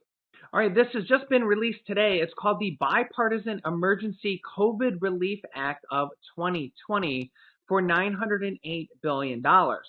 First up is money for state, local, and tribal governments to the tune of $160 billion. Now, ultimately, money for states and governments, states and local governments, states and cities and counties, some of that money does come back to you in the form of rental assistance and stimulus checks, and these states that are basically giving stimulus out to their residents because there was billions and billions of dollars from previous stimulus packages. Each state got on average anywhere from $1 to $5 billion, and a lot of states are giving money back to their residents in the form of stimulus checks and mortgage and rental assistance. I'm going to have another state for you here now at the end of this video that's just passing a $600 check to their residents, which is different than the federal stimulus checks. But if this passes in its current form, some money to states and cities is good because it does mean some money back to, you guys. I know thousands of you guys have already gotten mortgage and rental assistance and stimulus checks and debit gift cards and all the things that these different states are passing. Now, remember, this is the $908 billion package, so this is the one that has the $300 per week extension. They have finally now drafted this into wording. So what we have here is an extension of the pandemic unemployment insurance programs by 16 weeks, which is 4 full months from their expiration at the end of December. Federal supplemental unemployment insurance benefits expanded by $300 per week for 16 weeks from the end of December into April 2021. Next up, the Paycheck Protection Program to small business owners to pay the paychecks of their employees. $300 billion to the SBA Paycheck Protection Program. Eligibility would be limited to small businesses with 300 or fewer employees that have sustained a 30% revenue loss in any quarter of 2020. That's good news because that doesn't mean that means that big businesses won't be able to take millions and millions of these dollars like they did previously, and that'll basically only be for companies with less than 300 employees that have seen a revenue loss. And there's a bunch of stipulations in here. One of the important ones is loan forgiveness process is simplified for borrowers with PPP loans of $150,000 or less. That basically means if you have a side hustle or small business or anything like that, if you drive for an Uber, you're a 1099 employee, which is considered a side business technically by the IRS, depending, you can actually get a loan of up to $150,000. Now that depends on how many employees you have. If you don't have any employees, you are the one employee, can still get money for that. If you have a loan of $150,000 or less, it's a simplified process that they forgive it so easily, which is pretty awesome for people with small business. If you have a side business like you sell on Amazon, like we do, or if you drive for Uber and you get 1099 or any type of business or even what you might consider a job, but they don't take taxes out, they don't W-2 you, they 1099 you, you may still be eligible for this, especially if they pass new money. Talk to your local bank or your local banker and see if you qualify, because honestly, a lot of people get $10,000, $20,000, $30,000 from this Paycheck Protection Program, even if they don't have employees, because you are considered an employee, again, if you have a side hustle, a small business, or your 1099, which is considered your own business. Next up is $12 billion targeted emergency investments to help low-income and minority communities withstand the economic impact of this pandemic. Money for transportation funding, which really doesn't matter that much. Supporting healthcare providers, $35 billion for healthcare providers. Vaccine, $3.4 billion for vaccine direct grants to states and local cities to help them distribute it. And $2.5 billion for the CDC for distribution and infrastructure. And allow states to use the United States Postal Service registry to help track vaccine distribution. An additional $7 billion for testing and tracing of the pandemic, which is good because they're running out of money. $82 billion. Millions are leaving big banks. Thank you, because you bored me to death with that. I'm sorry. You boy be telling us about the stimulus money, and he didn't put me to sleep. If anybody's still here, let's look at the numbers. If anybody's still here, if you're gone, I don't blame you. It's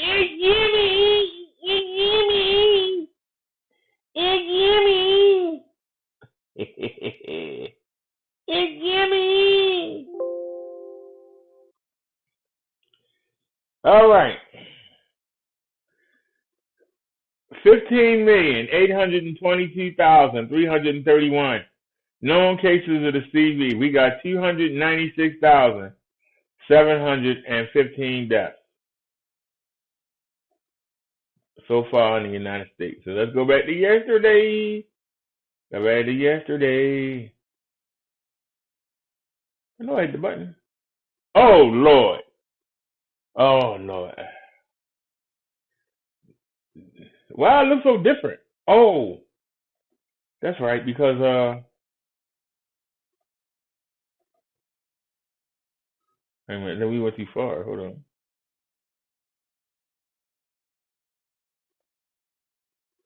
Okay. It looked different.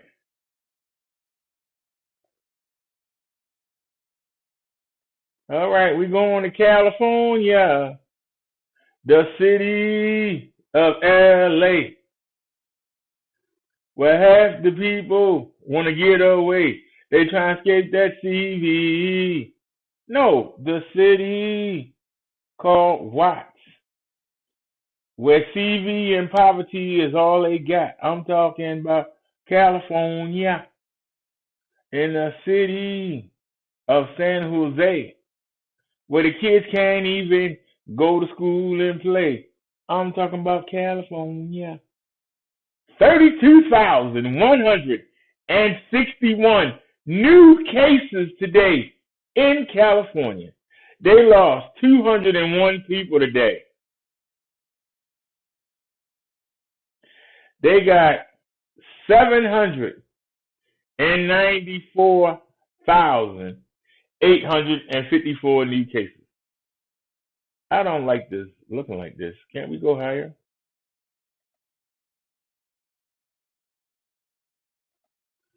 I liked it at 175. So what happened? Where did we go? Where did you go? There we go. That's how I like it.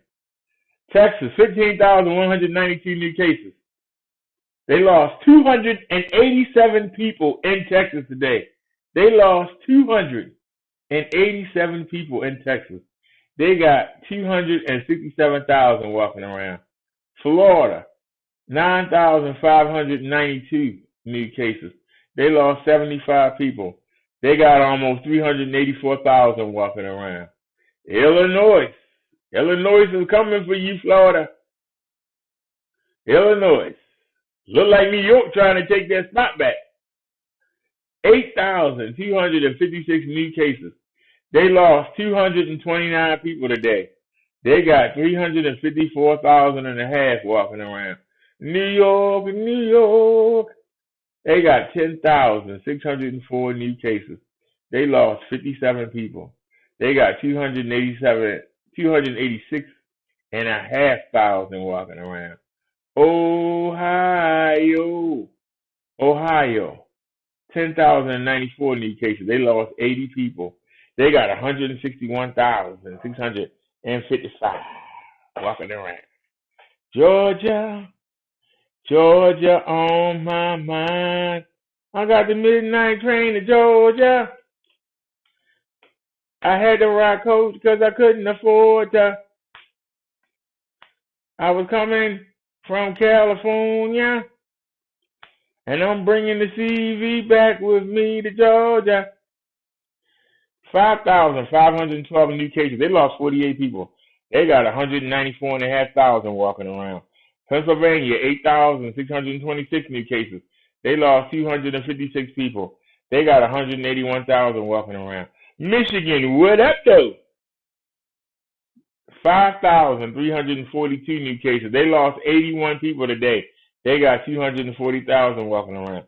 Tennessee, Tennessee, they got 8,213 new cases. They lost 52 people. They got 41,000 walking around. Wisconsin, 3,619 new cases. They lost 81 people. They got almost 55,000 walking around. Ain't nothing finer than the hills of North Carolina. North Carolina, 6,500 new cases. They lost 56 people today. They got almost 54,000 walking around. Indiana, ooh-wee, somebody better get my hookah. They got 5,754 new cases a day. They lost 96 people. They got 150,000 walking around infected. New Jersey, 5,469 new cases. They lost 111 people today. They got 170,000 almost walking around. Arizona, 4,000. Somebody pay at the lottery. They got 4,444, all fours. They lost 108 people. They got 317,154 walking around. Minnesota. I said Minnesota. 4,516 new cases. They lost 82 people. They got almost 40,000 walking around. Missouri, 3,157 new cases. They lost 53 people. They got 250,000 walking around. Alabama, I said Alabama. They got 3,522 new cases. They lost 43 people. They got 101,000 and a half walking around. Colorado, 3,757 new cases. They lost 257 people. They got 210,000 and a half walking around. Massachusetts, they got 6,000 new cases a day. They lost 90 people. They got 61,000 walking around. Virginia, they got 4,400 new cases. They lost 21 people. They got 237 walking around. Louisiana, they got 4,352. They lost 32 people. They got 34,000 plus walking around. Iowa,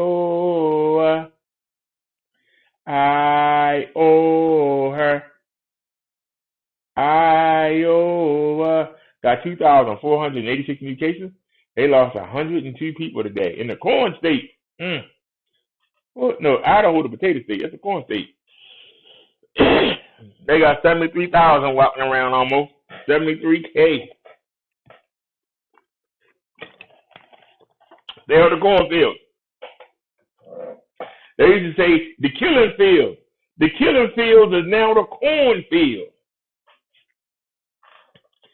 Ain't nothing finer than the hills of South Carolina.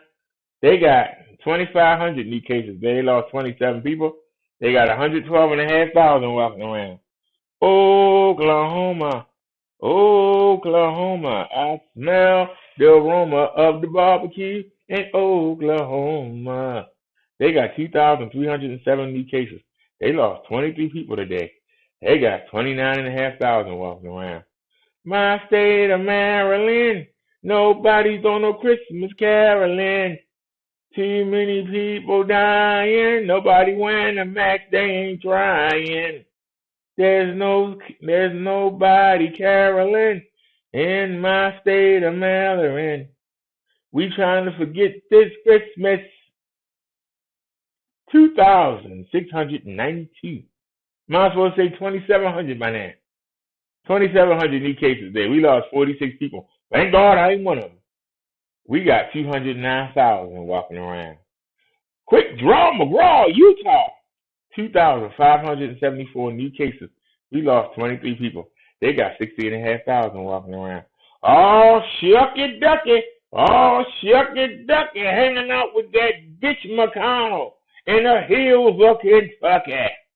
3,468 new cases. They lost 16 people today. They got 176,000 and a half new active people walking around them hills infected. Washington State, 2,532. They lost 43 people. They got 120,000 walking around. Kansas, where's Dorothy, Toto, and the Scarecrow? They say, you better ease on down the road. Better ease on down the road. You got that CV. You gonna struggle with your load. Stay on code. Ease on down the road. Kansas got 5,516 new cases. They lost 85 people. They got 71,000 walking around. The fake Kansas, Arkansas, or Arkansas, 2,327 new cases. Lost 34 people. We got 19,000 almost walking around. Nevada, 3,053 new cases. Lost 25 people. They got 84,000 plus walking around. Mississippi, you got M-I, crooked letter I, crooked letter I, humpback I. Mississippi, they got 2,746 new cases. They lost 24 people. They got 30,000 walking around. Nebraska, 1,321 new cases. They lost 17 people today. They got 68,000 walking around. Connecticut, 2,290 new cases. They lost 43 people. They got 86,000 walking around. Idaho, Idaho, Idaho, Idaho, Idaho. They got 2,298 new cases. They lost 29 people. They got 70,000 plus walking around. New Mexico. Let me say it right. New Mexico. They got 1,748 new cases. They lost 34 people. They got 71,000 walking around. Oregon, 1,205 new cases. They lost 30 people. Still don't have no stats for their active cases. South Dakota, 985 new cases. They lost 36 people. They got 16,000 walking around. North Dakota, 2,221 new cases. They lost 16 people. They got 4,500 walking around. Montana, 787 new cases. They lost 8 people. They got 17,000 walking around infected. Rhode Island, you got to roll that R. Can we do it again? Rhode Island, they got 1,232 new cases. They lost 14 people. They got 52,500 walking around. West Virginia, 1,402 new cases. They lost 31 people. You got 20,000 people walking around infected. Delaware, I said Delaware, they got 929 new cases. And they lost 9. They got 23,000 people walking around. Wyoming, you know what I mean? They got 410 new cases. They lost 19 people. They got 5,000 walking around. Alaska, 584 new cases. They lost 4. No stats. New Hampshire, 969 new cases. They also lost 4. They got 6,500 walking around. District of Columbia, 255 new cases. They lost 3 people. They got 6,000 walking around. Hawaii,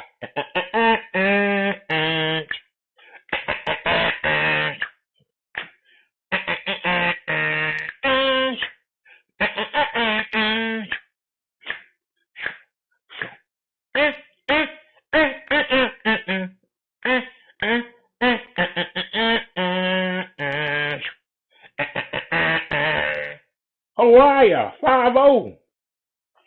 80 new cases, they lost 4. They got 5,300 walking around the island.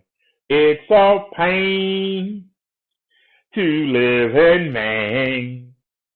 It's such a strain, so taxing on your brain, 'cause everything seems the same. It seems so plain Jane when you're stuck in a state like Maine. It's so boring, you'll find yourself snoring. It's so sad, you'll wish you was in Baghdad with the Muslims being on your knees. 'Cause it's so boring. It's exciting when someone sneezes. Talking about it's a pain to live in Maine. Because every day It all seems the same. You get the same weather and the same people too. Everybody drive the same car. What's different between me and you is just a strain to live in Maine. 405 new cases. I know I went too far with that one. They lost 7 people. They got almost 4,000 walking around. You got Vermont.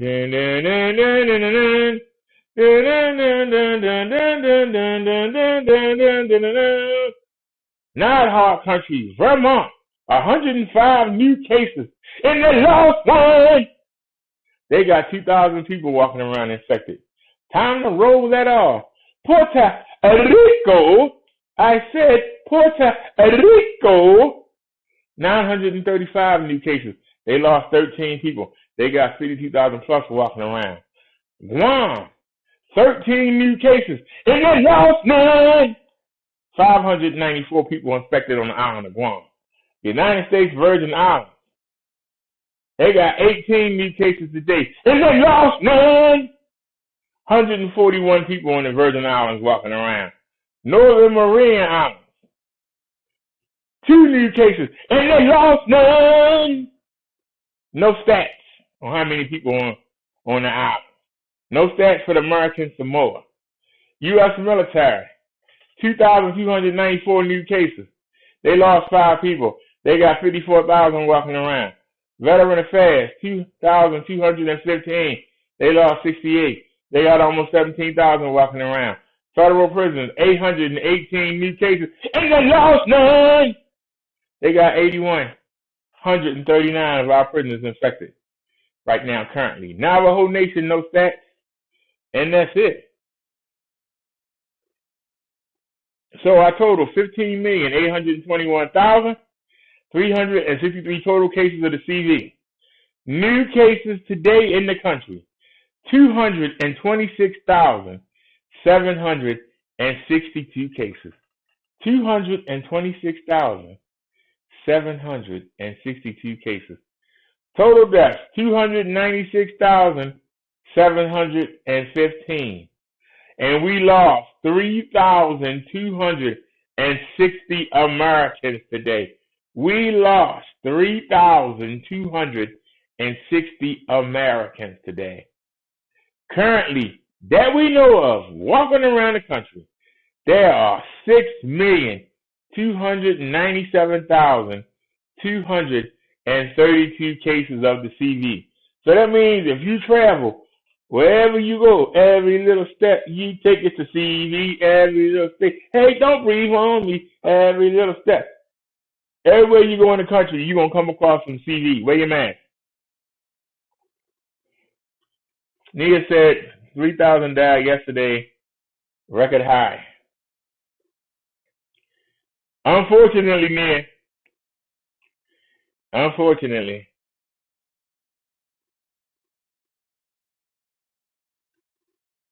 Well,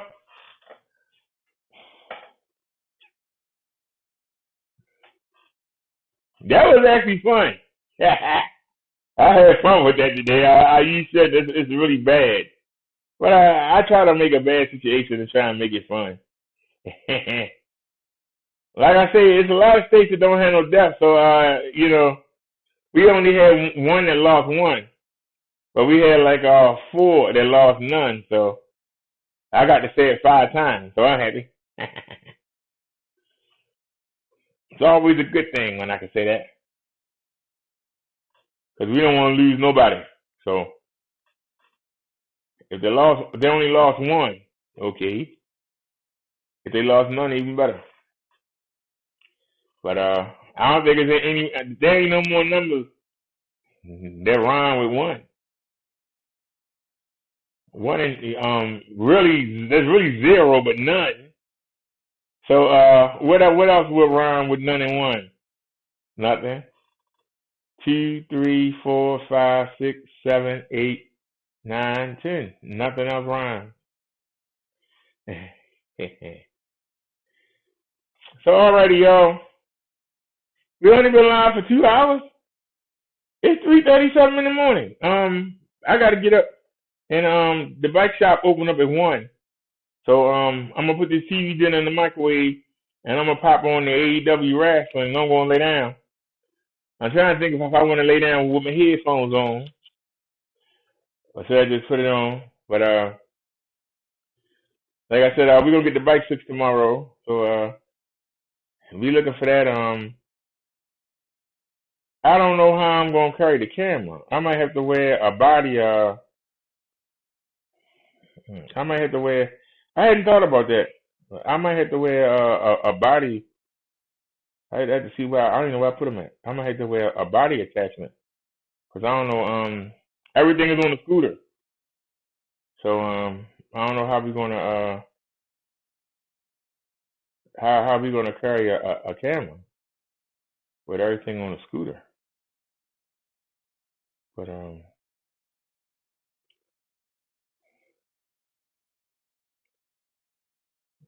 I'm trying to think of how we're gonna carry it. But anyway, I'll figure it out. Y'all have a great night. Thank you, Nia. Thank you, Chung Lee, for the great idea. Boy, it's nice to be able. You know what? I ain't went to the bathroom not one time in these 2 hours. That's crazy. But it sure feel good not have to take the headphones off and stick them back down here, pick them back up, put them on your head. I kept the headphones on my head. Even when I walked away, I could still hear what's going on. So I like it. I'm not satisfied with the headphones, though. We'll get the bike fixed tomorrow. I ain't satisfied with the headphones, though. I get the feeling these going back to Walgreens. Especially since we got another pan sitting right here. This is my neighbor's. Y'all think I ought to be nice? Y'all think I ought to be nice and put the neighbors and take the neighbor's headset back to Walgreens? Let me see. They're clean enough and get them beneath that. Hey, what do y'all think? Hello? What do y'all think? I mean, if they say something, they notice. I'll be like, oh, I must have bought the wrong ones. I'm sorry.